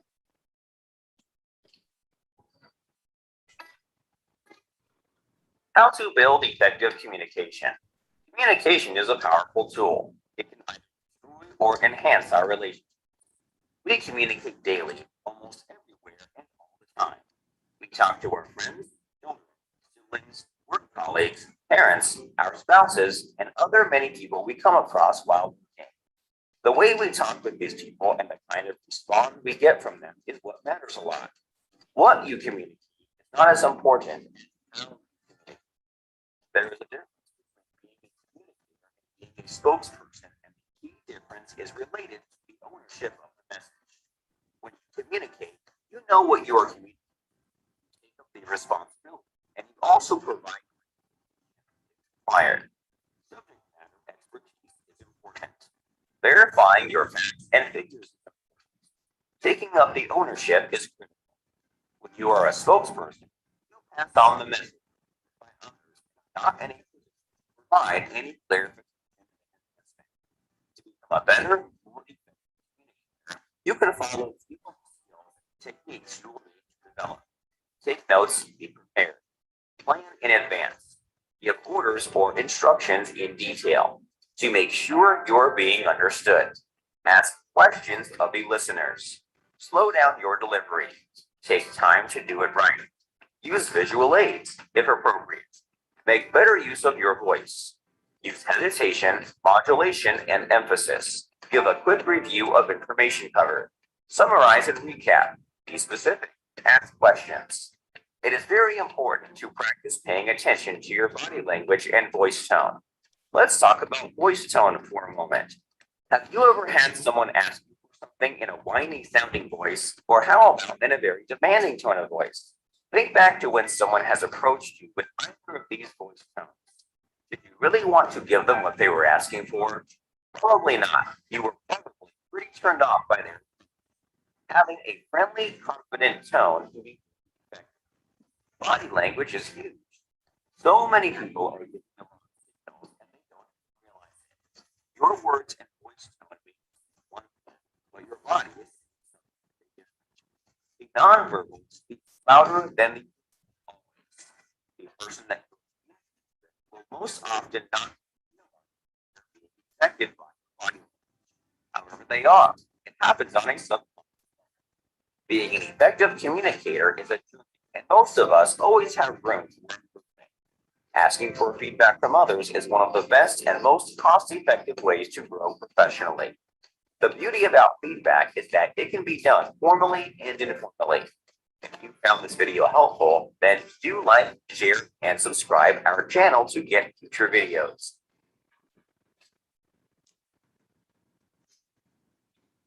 Again, that particular video emphasized the importance of verbal and non-verbal communication. It is extremely important. Whatever you're saying, your body also should support the same thing.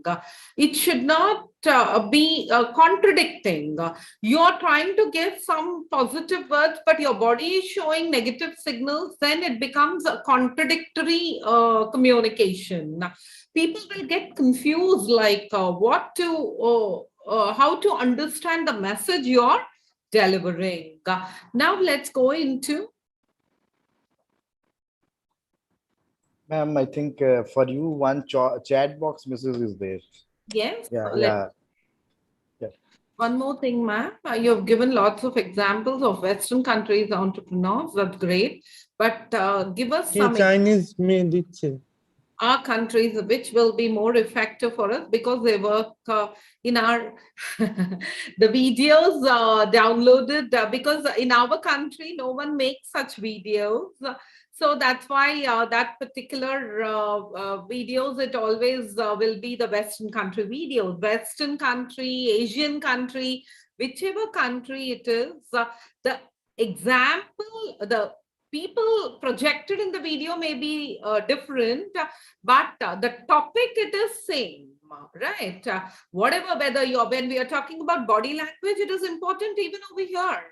When we are talking about listening, it is important over here. It's not that because the country changes, the people change, the topic will not change. Hope I made my point clear. Yes, as you said, we don't have any videos made. তোরটা হচ্ছে? Yes.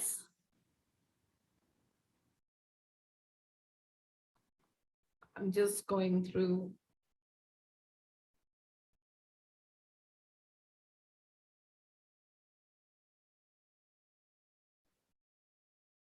Somebody just unmuted.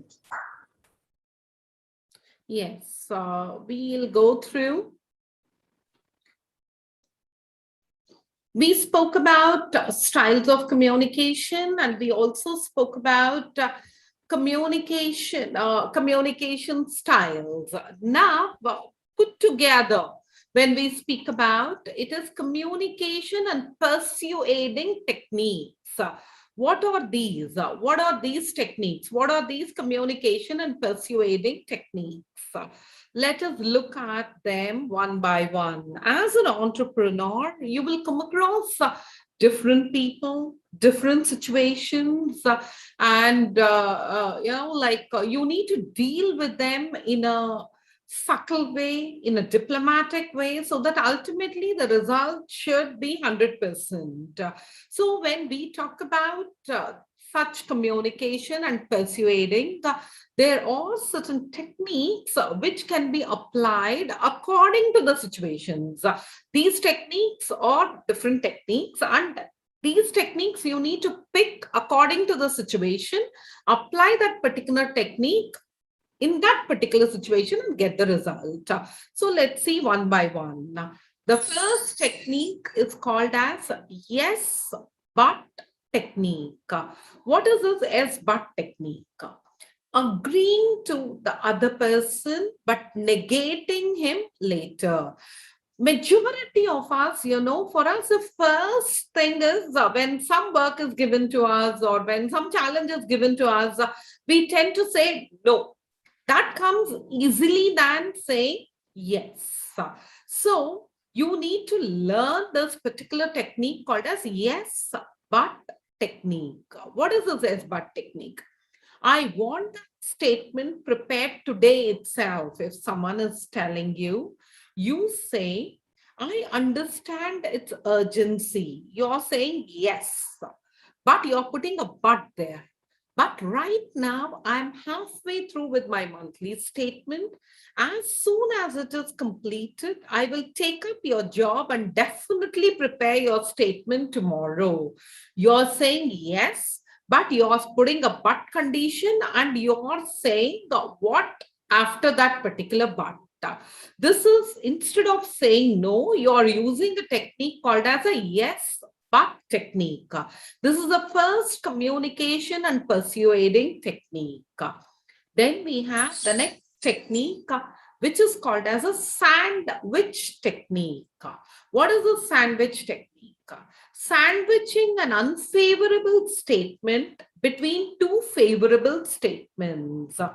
Now, our product quality is one of the best, which is a favorable statement. The price is slightly higher, unfavorable statement. But considering our quality and services, the price is in fact not more. So you're putting two favorable conditions between one unfavorable psychological techniques. These are all related to psychology. So what do? We put two favorable things between one unfavorable. So what happens? The percentage of favor will increase and that unfavorable thing will get sandwiched between that.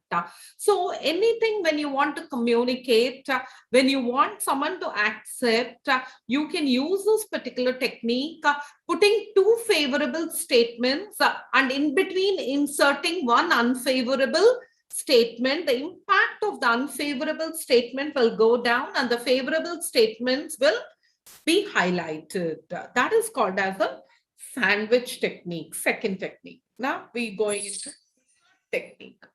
Back on track technique. What is this back on track technique? As an entrepreneur, you will be dealing with a lot of people.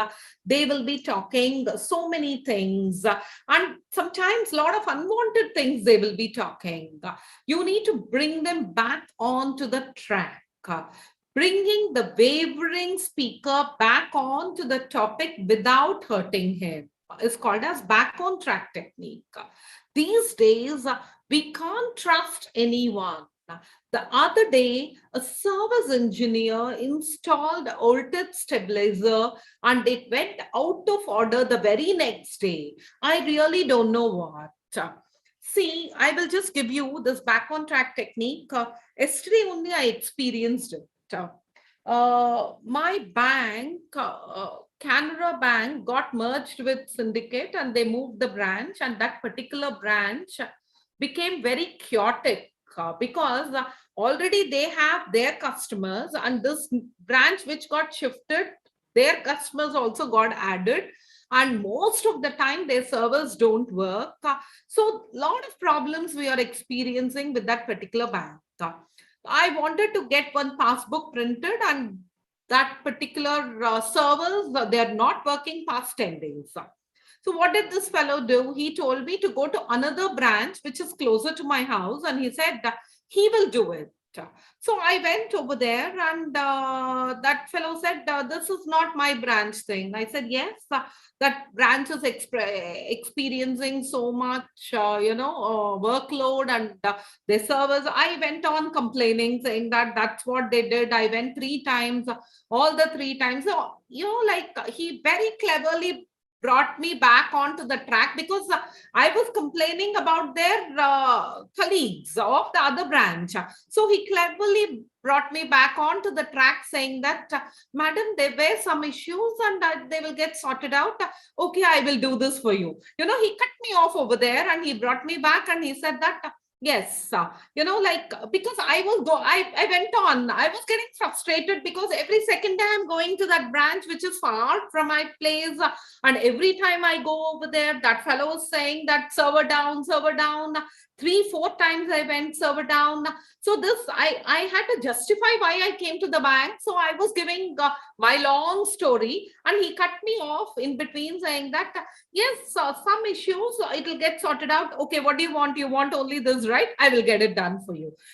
He brought me back onto the track. So this fellow is complaining about somebody's product. So you bring him back onto the track, saying that I agree with you. You have to be very cautious. That's why we give guarantee 5 years for a product. So he immediately brought that fellow back to his product. So this is what is calling, sometimes we go off track, and you should know where to cut and bring them back onto the track. So this is what is called as back on track technique. Then coming to the next, funnel technique. What is this funnel technique? Speaking on some general topic before coming to the specific point or topic. So how are you? Fine. How is your business? Generally okay, but not very bright. So you just speak some pleasant statements, 1 or 2 statements, and then you say, yes, there is a sudden slowdown everywhere. I now called you regarding my invoice number. Please pay me. So you are not straight asking him, my payment is pending. You just say like, yeah, things are fine. Things are not doing very okay. That's why I need the payment. So better pay me. So this is called as funnel. So from general to specific. First you speak general, and then you narrow it down to specific. The blue is what is specific, and the green is what is general. Most of the businesses, they do this. They call them up and they say, kaisa chal raha hai? Bhagwan ki kripa hai, chal raha hai. Covid का impact कैसा था? हाँ था, थोड़ा मंदा चल रहा है, धंधा मंदा चल रहा है. They say all this, and then they say, अरे भाई मेरा पेमेंट दे दो भाई, धंधा मंदा चल रहा है. So that's how it is. So you go from general, and then you come to specific. It's called as funnel technique. Then you have selective technique. While listening, taking whatever is useful and relevant to you and ignoring the irrelevant superficial words, like how you peel the corn. Inside is what you want. You don't want all those layers.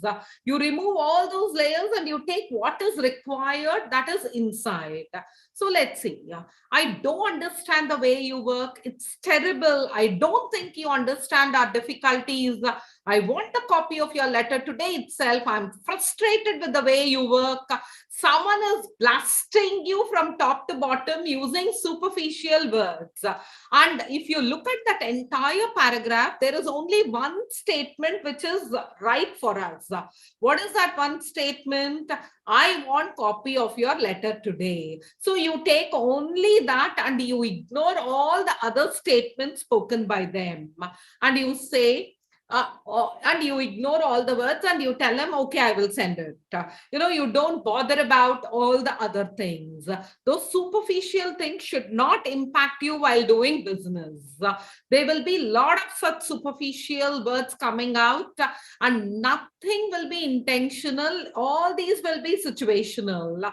So what happens in most of the cases, people take this personally. They develop grudges against them because they have used superficial words and they will be waiting for a day to take that thing out. You should not get into that particular mode. Those superficial things were spoken spur of that particular moment. You should ignore all that and take what is required and get going with your business. Then right, left, right technique. This is also like sandwich technique. One more technique, making an emotional statement, then a logical statement, and wrapping up with another emotional statement. I fully understand your problem, your emotional brain. I will definitely send you the email today itself, your professional brain. Be rest assured, sir, we will do all our best to satisfy you. Again, an emotional statement. Emotions work better than logic. So logic, if you use only logic, people will not like it. You should know how to mix emotions and logic, then only people will listen to you. That's what is communication is all about. You should know how to mix emotions and logic together. This is what is called as left, right, left technique. Then coming to ego boosting technique. Boosting one's ego and getting jobs done. I can complete the job only tomorrow. You say, for a person of your caliber and vast experience, that's nothing really. I'm sure you can complete it today itself. It's like a Betal story, Betal chad gaya. So from there, he doesn't want to come down. So his ego will be there and he will say, okay, I will do it. You should know in which situation you can use this particular ego boosting technique. Sometimes it works wonders. Majority of them, you keep hearing this ego boost. Arey, aapke liye ye kaam itna aasan hai, as if it's nothing. Aap aisa chutki mein kar doge. All these words, all these things come under ego boosting technique. Right. Then coming mirroring technique. There are two types of mirroring technique. One is body language mirroring. Another is verbal mirroring. We are looking at verbal mirroring, imitating the other person's words to establish rapport. By grace of God, everything is fine. And you say, we are also doing well. Although many industries are not doing well, we are reasonably better off. God is great. So you're mirroring his words. You're saying that whatever you believe, I too believe in the same. So you bring him onto the same platform and then you start establishing a good feel-good factor relationship. Such technique is called as mirroring technique. Then you have tangential technique. This is for all the controversies. How to avoid controversies? You need to use a technique called as tangential technique. What is a tangent? The line will touch the circle, but it will not enter the circle. So you also do that. To steer the discussion away from any controversial point, you use a tangential technique. I don't agree with this view that we should launch that product now. This is not the proper time, but he doesn't understand. I don't know what. Someone is complaining about X to you. So you say, yes, people have different opinions. The same situation can be viewed differently by different people. By the way, I came to hand over this outstanding payment to you. So you're touching it, but you're not entering it.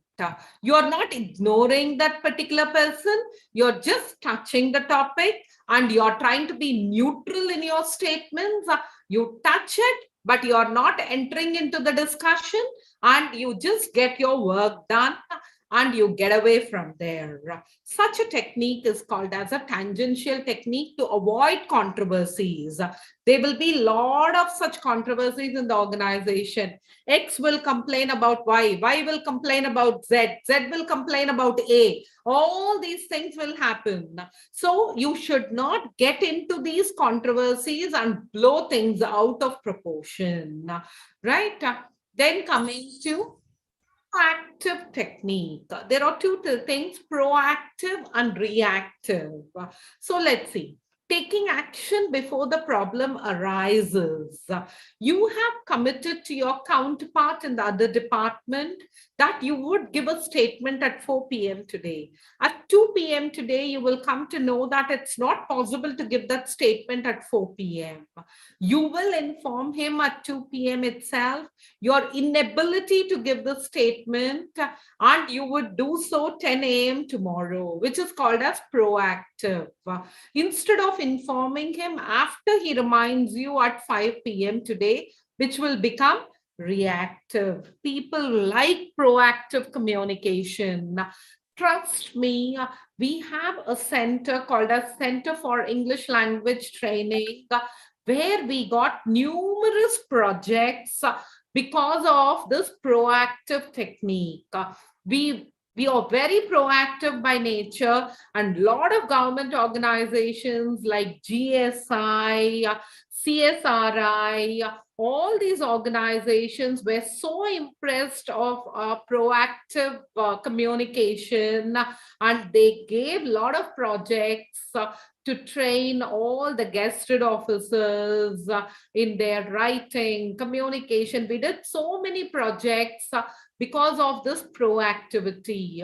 Just because of proactivity, we grabbed the projects, and there is one more center which also applied for it.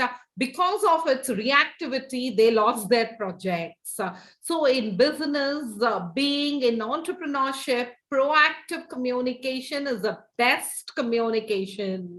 If you really want to spread and grow, be proactive, don't be reactive. Then coming to flashback technique. You remind the other person an earlier good experience to develop positive feelings. I hope you recall last time we had together gone for lunch at Hotel Everest, and you were highly appreciative of quality of food there. Yes, we had a very nice time. Usually we take them to flashback. We create that feel-good factor, and then we make them, feel good about the memories, and then we try to grab that particular flash and we try to wind up our business.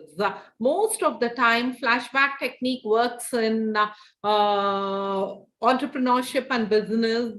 I have used this technique numerous times when I was with industry. I was with industry 5 times, and I was a business development manager there. And most of the time, I used to use this technique on all those organizational representatives who come there. And I tell them, Mr.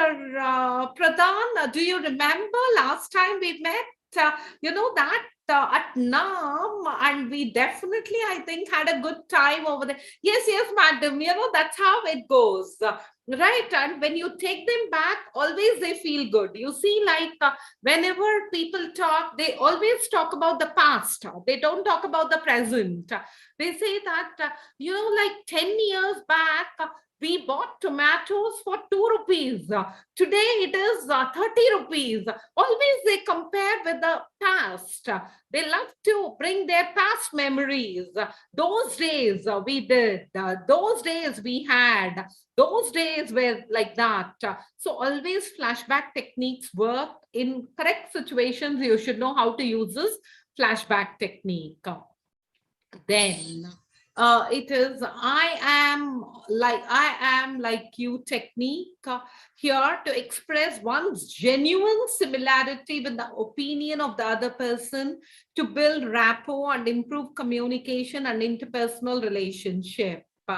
I like walking in the morning. Someone tells you, you say, I'm also like you. I also like walking. In fact, I walk for 45 minutes every day, finding a common ground. In business, whenever you are in entrepreneurship, whenever you're dealing with your clients, you should find a common ground to talk about. It's not just always a product, or it's not just always service what you talk about. You should have some common topics you can discuss so that there is some similarity and there is some common point where you can discuss other than business. So you should establish that sort of a rapport. Then moods matching technique. There are 3 types of moods. We've already seen the aggressive, assertive, passive communication. We are using the same thing in moods matching, but in yogic language. Tamasic, Rajasic, and Sattvic. Tamasic is lazy person, lethargic. Rajasic is very, very aggressive. Sattvic is a balanced, relaxed person who is assertive in doing things. So what and how you should discuss? Match the subject with the mood of the person, finding out the mood of the person and trying to match the incidents to the mood of the person prevailing at that point of time. If he is a tamasic person, always discuss with him unimportant matters. He's a lazy fellow. He doesn't like to take up serious topics or aggressive topics. If he is a Rajasic fellow, matters which needs motivation, aggressiveness, don't discuss with him routine, trivial things. He always wants something which is controversial, political. You bring Modi into picture, then he will, start giving a lecture on it. Or you bring some sort of demonetization into picture, he will speak hours about it. He needs something which is very, very controversial. Sattvic fellow, don't give him any topic which is aggressive, because he will not talk aggressive topics at all. He needs balanced thinking topics, careful, in-depth observation topics. Don't give him weather kaisa tha, he is not interested in talking about weather, right? Or he is not interested in talking about politics. You bring him some topic about the present industry. What is the industry ka kaisa chal raha hai? Hamara industry ka kaisa haal hai? You give him some topics like that, which is related to his observation, his analysis. He will speak topics like that. So first, if you can analyze what sort of a person he is, then it will be very easy for you to communicate at his level. You need to get down to his level. So you need to understand his level and communicate. This, if you have any idea about the person's moods, then based on that, you can match the mood. Then coming to positive stoking technique. This is genuinely appreciating some good aspect in the person. Like the other person feels good, you will develop the habit of looking at good things in life and inculcate a sense of appreciation. Your watch is very elegant. Where did you buy it? It's really very nice. Observing and appreciating the person's work. It can be work. Today you finished this work very fast. I really appreciate your efforts. When you say that small compliment will help him to put in his best of the efforts in future. Not always money works. Communication works wonders. It will really bring the best of the results. So small aspects, if you see, then the things will improve in the organization, internal as well as external. Then you have reinforcing technique to reinforce the statement of the other person and steer him towards your side. I need the statement very urgently. There should be no mistake, someone saying. So you tell him, as you said, you don't want to have any mistakes. As rightly told by you, you're repeating his words. Since you don't want to have any mistakes, I suggest we put 2 persons on the job. It's not my suggestion. It is because you said so. That's why I'm suggesting it. You're reinforcing his words. So you are not fully taking the responsibility. You're taking partially the responsibility and giving partial responsibility to the other person who said so. Right. Then positive professional distance technique, very much needed to maintain the required professional distance. If you become very intimate and personal with people, the other person may take you for granted. You can't exercise your authority even when needed. He or she can emotionally blackmail you. Every profession has this. We say a professor-student relationship. We say an employee-employer relationship. We should know where to draw a line. That line is very important. If you cross that particular line, it will create professional problems as well as it will create personal problems too in your life. Whenever you feel the other person is coming psychologically or emotionally very close to you, consciously maintain the requisite professional distance by being formal, not discussing very intimate personal matters, being physically away for some time, expressing your difference of opinion with him or her. It is very essential. If you open your life like a book in front of them and you ask them to read everything of your personal life, then people will take advantage of you. And that's why there is a professional distance is required. When you feel that someone is emotionally getting drawn towards you, you should know where to draw a line. Be it student teacher or be it an employee-employer, all these areas, you need to have a thin line and maintain that professional distance. Then comes the last technique, positive first, negative later technique. What is this technique? Whenever you're saying something, whenever you're giving your feedback to somebody, as an entrepreneur, day in and day out, you have to keep giving your feedback to your employees, to your clients, to your suppliers, any person with whom you're dealing with. Please put positive first and negative later. Your statement has an error. Of course, you have prepared it very fast. Say, you have prepared that statement very fast. Good, but it has an error. Please correct it. As you have spoken the positive aspect first, the negative aspect will be taken by him sportingly and with receptiveness. Always put positive first and negative later. So these are the few techniques which one can apply to persuade and communicate with people. To persuade and communicate with people, right? So that's coming back to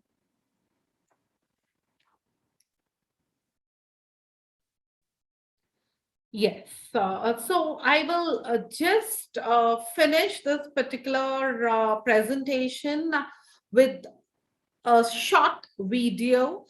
Before I play that video, do you have any questions? Participants, very silent participants, no questions. Hope everything is clear. At least say yes or no for that. Ma'am, may I ask question? Yes, Mikkel. Ma'am, being Rajasic or Sattvic is good enough or not? Means in the fast coming era, we need to be in Rajasic situation. Yes, Mikkel. Yes, Mikkel. It's a nature. It's a nature of a person. Now, some people will be very aggressive, very emotional, and they want to take up that particular sort of energy, right? It is an inbuilt nature. They can change the nature if they want. They can, from Rajasic, they can move to Sattvic. But at that particular situation, suppose if you're dealing with a client who is Rajasic, our idea is not to change his nature, isn't it?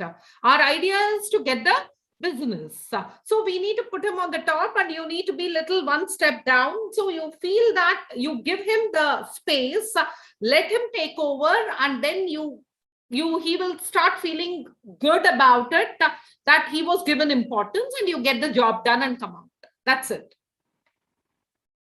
Is that clear, ma'am? Clear, ma'am. Yes. So if he is a very lazy person, you start poking him. If he is a very thumbsick person, and you start asking him too many things, he will get irritated. So he don't feel like talking. So for such a person, you have to be very brief, and you have to get the job done. So it's about the nature of the person. If you are able to read the nature of the person in that particular situation, you will apply. Here, the idea is not to convert him from Rajasic to Sattvic or Tamasic to Rajasic. Is that clear? Yes, I'm clear. Mikkel, Thank clear? you, Yes. Any more? Any more questions? So I take that as a positive sign that everything was clear to you, whatever I spoke today. So with that, I will just play one video.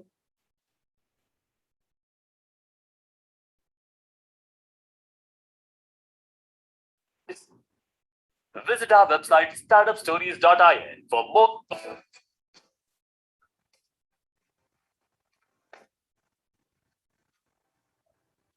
In life, the number one thing that people screw up with is this. They buy stuff they don't need. It's that simple. Go look at your closet sometime. 80% of the crap at the bottom of your closet, clothes you don't wear anymore, and you paid for them because you thought you needed them, you wanted them. Imagine if you could turn all that stuff back to cash, or better still, you never bought it. That cash would be in the bank right now, making interest for you, or an investment that pays interest or a dividend. But no, it's sitting at the bottom of the closet, dead money. That's what that is.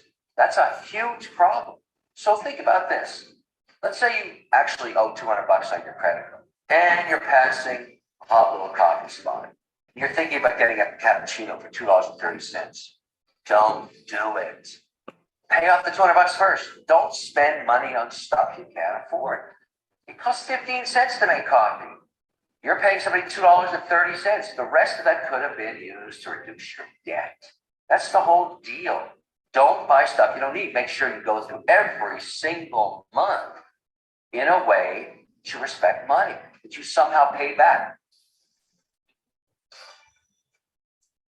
You look at the world around you, where ideas were born, where individuals started in garages. Where did Microsoft, where did Apple, where did Amazon, where did Google, where did Facebook come from? They came from ideas that people felt something could be done, and that they could make a difference. So as you go out into this world, I would hope that you look at being ethical and holding the value systems which you want this country to have. If you think you cannot make a difference, I'd say you very well can make a difference if you so desire. If you speak or sit next to a Nobel laureate, he never tells you that he won a Nobel Prize. Other people tell you. So let humility be your best defense. And I would say that you always need to take a view that, and you shouldn't merely consider yourself successful based on the prosperity you gain for yourself, but you should go home at night feeling satisfied if you have made a difference. That difference is something each one of us can make. We'll have failures and we've had frustrations, but it's a continued commitment that we have to the world around us. Working the real world, I would say, it is important to be well-rounded. It's important to, try different things and, take some risks. And, and you want to aim high enough that you fail,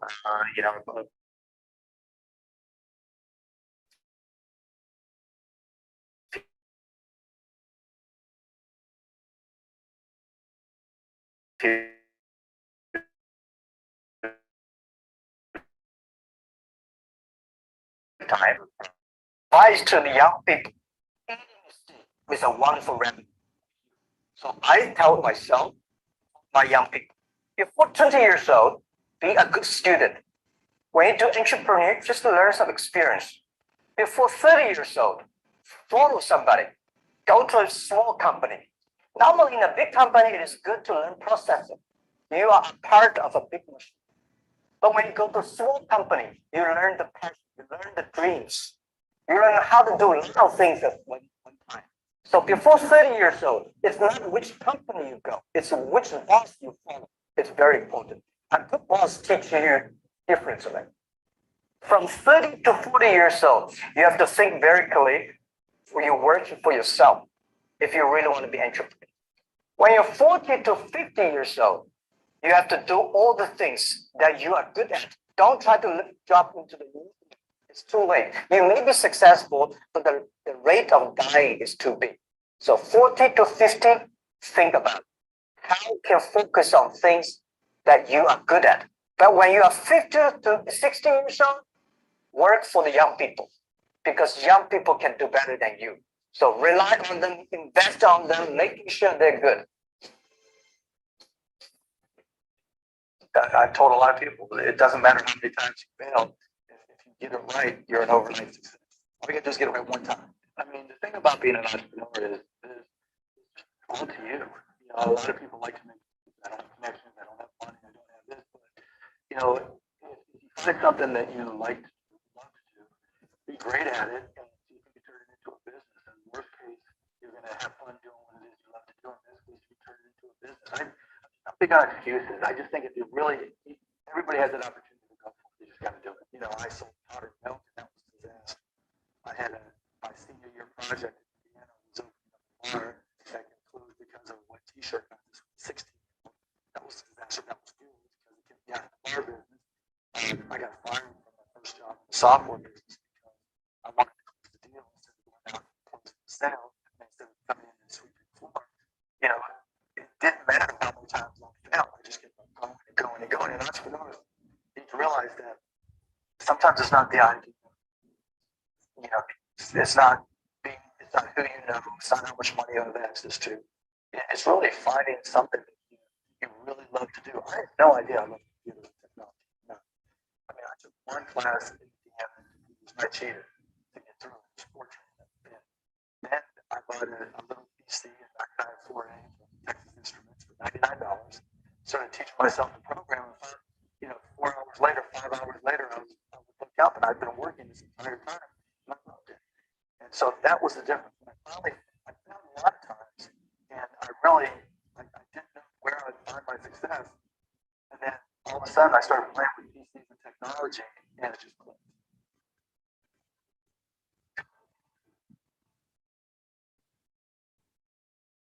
So those were the stories. That is, we get back. Yes. So some suggestions given by the top entrepreneurs. We have two from Asia, that is Jack Ma and Ratan Tata, and the rest are from other countries.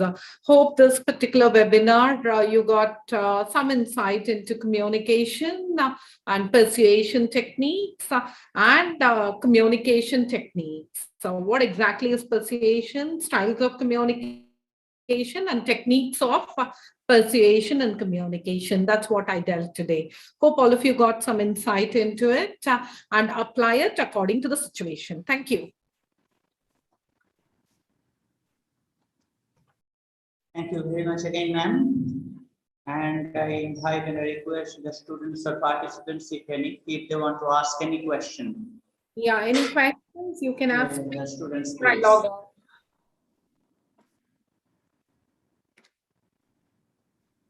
Silence means two things. Either they understood or did not understand. I think the first one is much appreciated. Hopefully they understood. Yes, and hopefully they'll apply these learnings in their real life. Thank you, Dr. Pradhan. Yeah, Dr. Victor.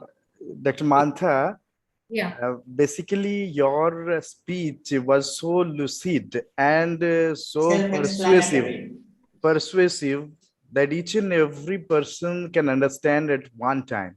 So thank you. Thanks for that compliment. Yeah, I also took that opportunity of your communication persuasion technique, that is flashback technique.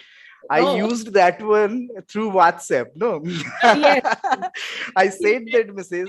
Now you're using ego boosting technique. Yeah, ego boosting technique. No, not that. It's really not that. It's hurting. Yeah. I think it's hurting for me. But whenever I saw during that training program, development of soft skill at ICR NAM, so from that day, I thought that once upon a time, I will organize a sort of, webinar through which, or in a physical, seminar, through which I can also call you and hear from you. So after a long silence, I got that opportunity and I utilized that opportunity with your flashback technique. Yeah. Yeah. We so far off from each other, thanks to this pandemic. All the platforms are available now, online platforms to communicate. Yeah, ma'am. And on behalf of our CDC, Uttar Bango Krishi Vishwavidyalaya, I give a really heartfelt thanks to you, madam, who spent your busiest time gracing this occasion. Today also we had the opportunity to hear your thoughts, and this is definitely encouraging us in our future endeavor.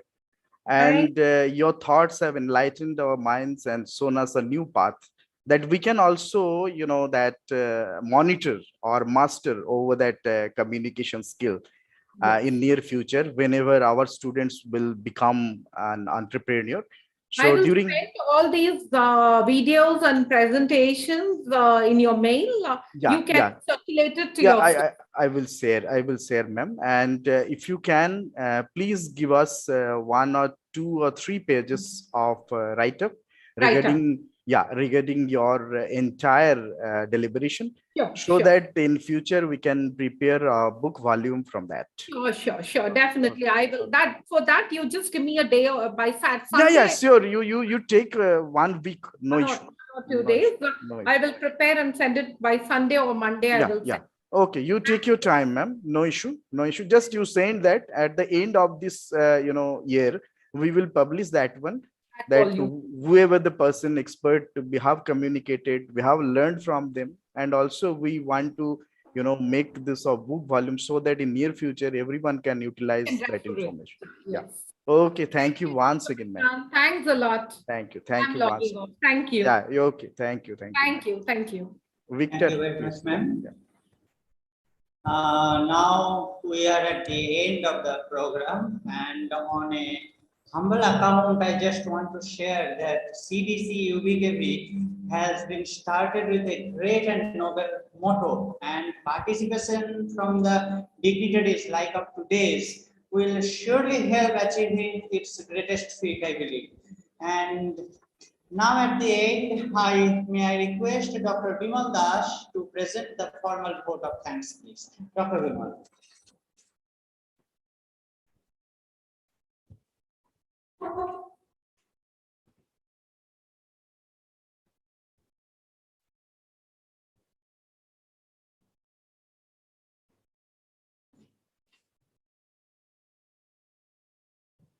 you, Dr. Fani, for a quick wrap up. Good evening, everyone. Those are participated in this today's webinar. This is our second webinar. We organized in this webinar at our College of Agriculture, Majari campus. Okay. On behalf of this CDC member and coordinator of this webinar, I'd like to put up thanks in this webinar. First of all, I would like to thanks and I extend my heartfelt thanks to our Honorable Vice Chancellor Sir, and he is also the chief patron in this CDC program and this webinar also. And for his kind support and active involvement, and also some advices that in the last webinar of whatever he mentioned, and some advices that about regarding entrepreneurship development through this CDC program that will help to our students of both the campus, campus as well as campus.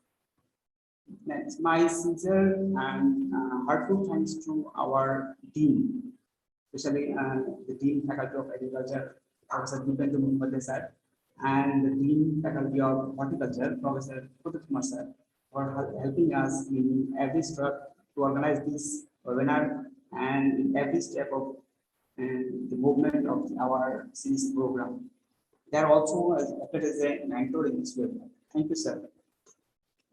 Next, I express my thanks to our organizer of this CDC UBKB, Professor Vilan Roy, for his well planning and execution of whole CDC, and ultimately he's well-minded for all the students, and he always help the students for their betterment for future life. Okay. And well thoughts ultimately students will benefit from this CDC. My special thanks to our organizing secretary and also HR executive officer, Professor Kaushik Padan sir, for his continuous effort and guidance, and also learn the team spirit movement, because the whole part of the CDC we actively guided our all the team member, and I'm really thankful, sir, for organizing this in our second webinar, and I'm thankful also, sir, to allowing us in this to organize this webinar at our campus. I hope, sir, in future also we may organize more webinars, so either online or through offline also. I'm very thankful to our Professor Ranjit Chatterjee sir. He's also as a mentor in this CDC and faculty representative of this CDC webinar, for his active support and continuously involved this CDC. And I thankful to sir for active involvement and also participation. I'm extremely thankful to the ICR NARM and the NAHEP for giving us opportunity of career development over here in our big campus, both the campus of the students. I'm also thankful to our Associate Dean sir, College of Agriculture. He's also a member of the CDC. We also thankful for his inaugural speech and the way he presented about the CDC, and ultimately he's a good administrative sections in maintain, and also he always thinks about the students for their development. I would like to thank our coordinator, Dr. Victor, for the way he presented this webinar, and also he's a very young mind, energetic person. He organized very nicely our this program.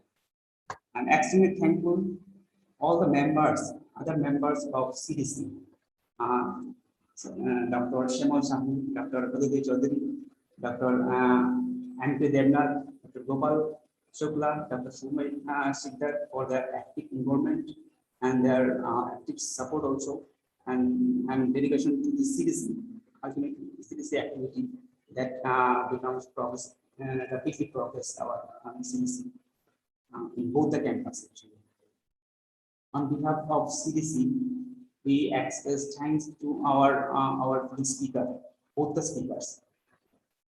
The way they presented totally is very impressive for us, and also their interaction with the students. I hope all the students benefited from both the lectures. Our first speaker, Mr. Pinaki Roy, he delivered about the agribusiness startup and their opportunity, and the lecture was really impressive, and the way he delivered was how we can start, or any students after graduation can start their new agribusiness. He explained all the discipline.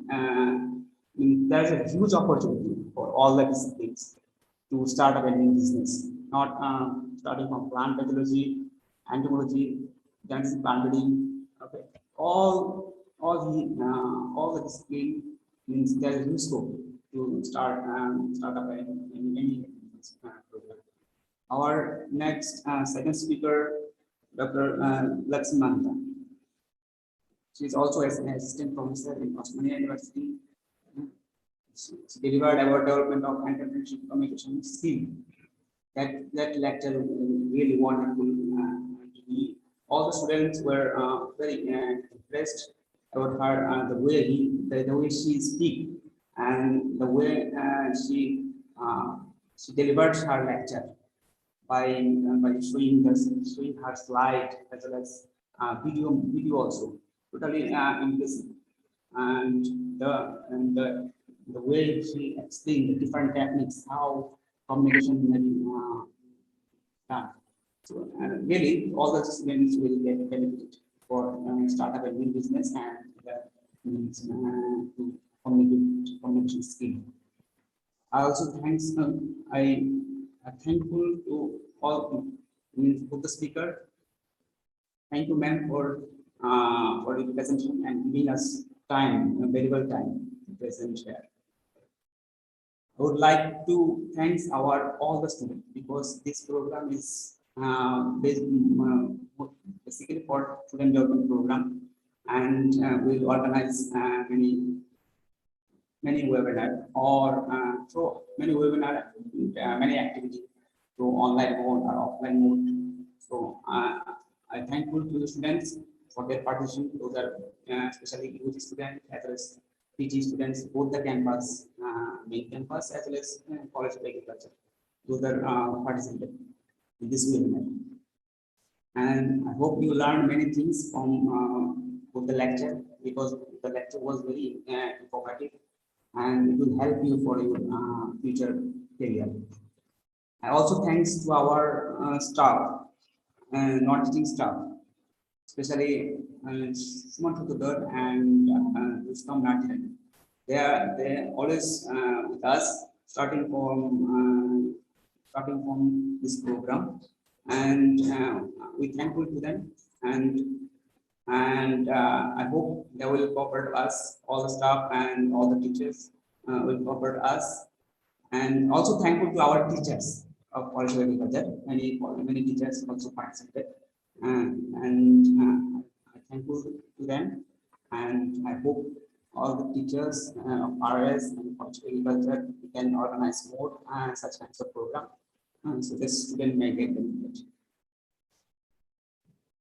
Also thanks to our also thanks those are participate from means outside the student, means our pass out students.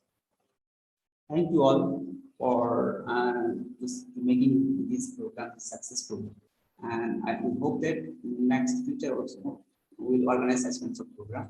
in our campus as well as. Thank you all. Thank you. Thank you to all the coordinators and associate dean of College of Agriculture, Majian. So for their impressive activity in case of conducting this webinar, and I think it's a gala success. And hats off to you. Keep it up. And in near future, I will also again give you the responsibility to do such things. Okay. Thank you once again, Dr. Thank you, Victor and Dr. Bimal. everyone. Thank you, everyone. Thank you, everybody from the CDC and UPTB fraternity. Thank you. Thank we'll meet on the third series of webinar very soon. Until then, thank you. Thank you.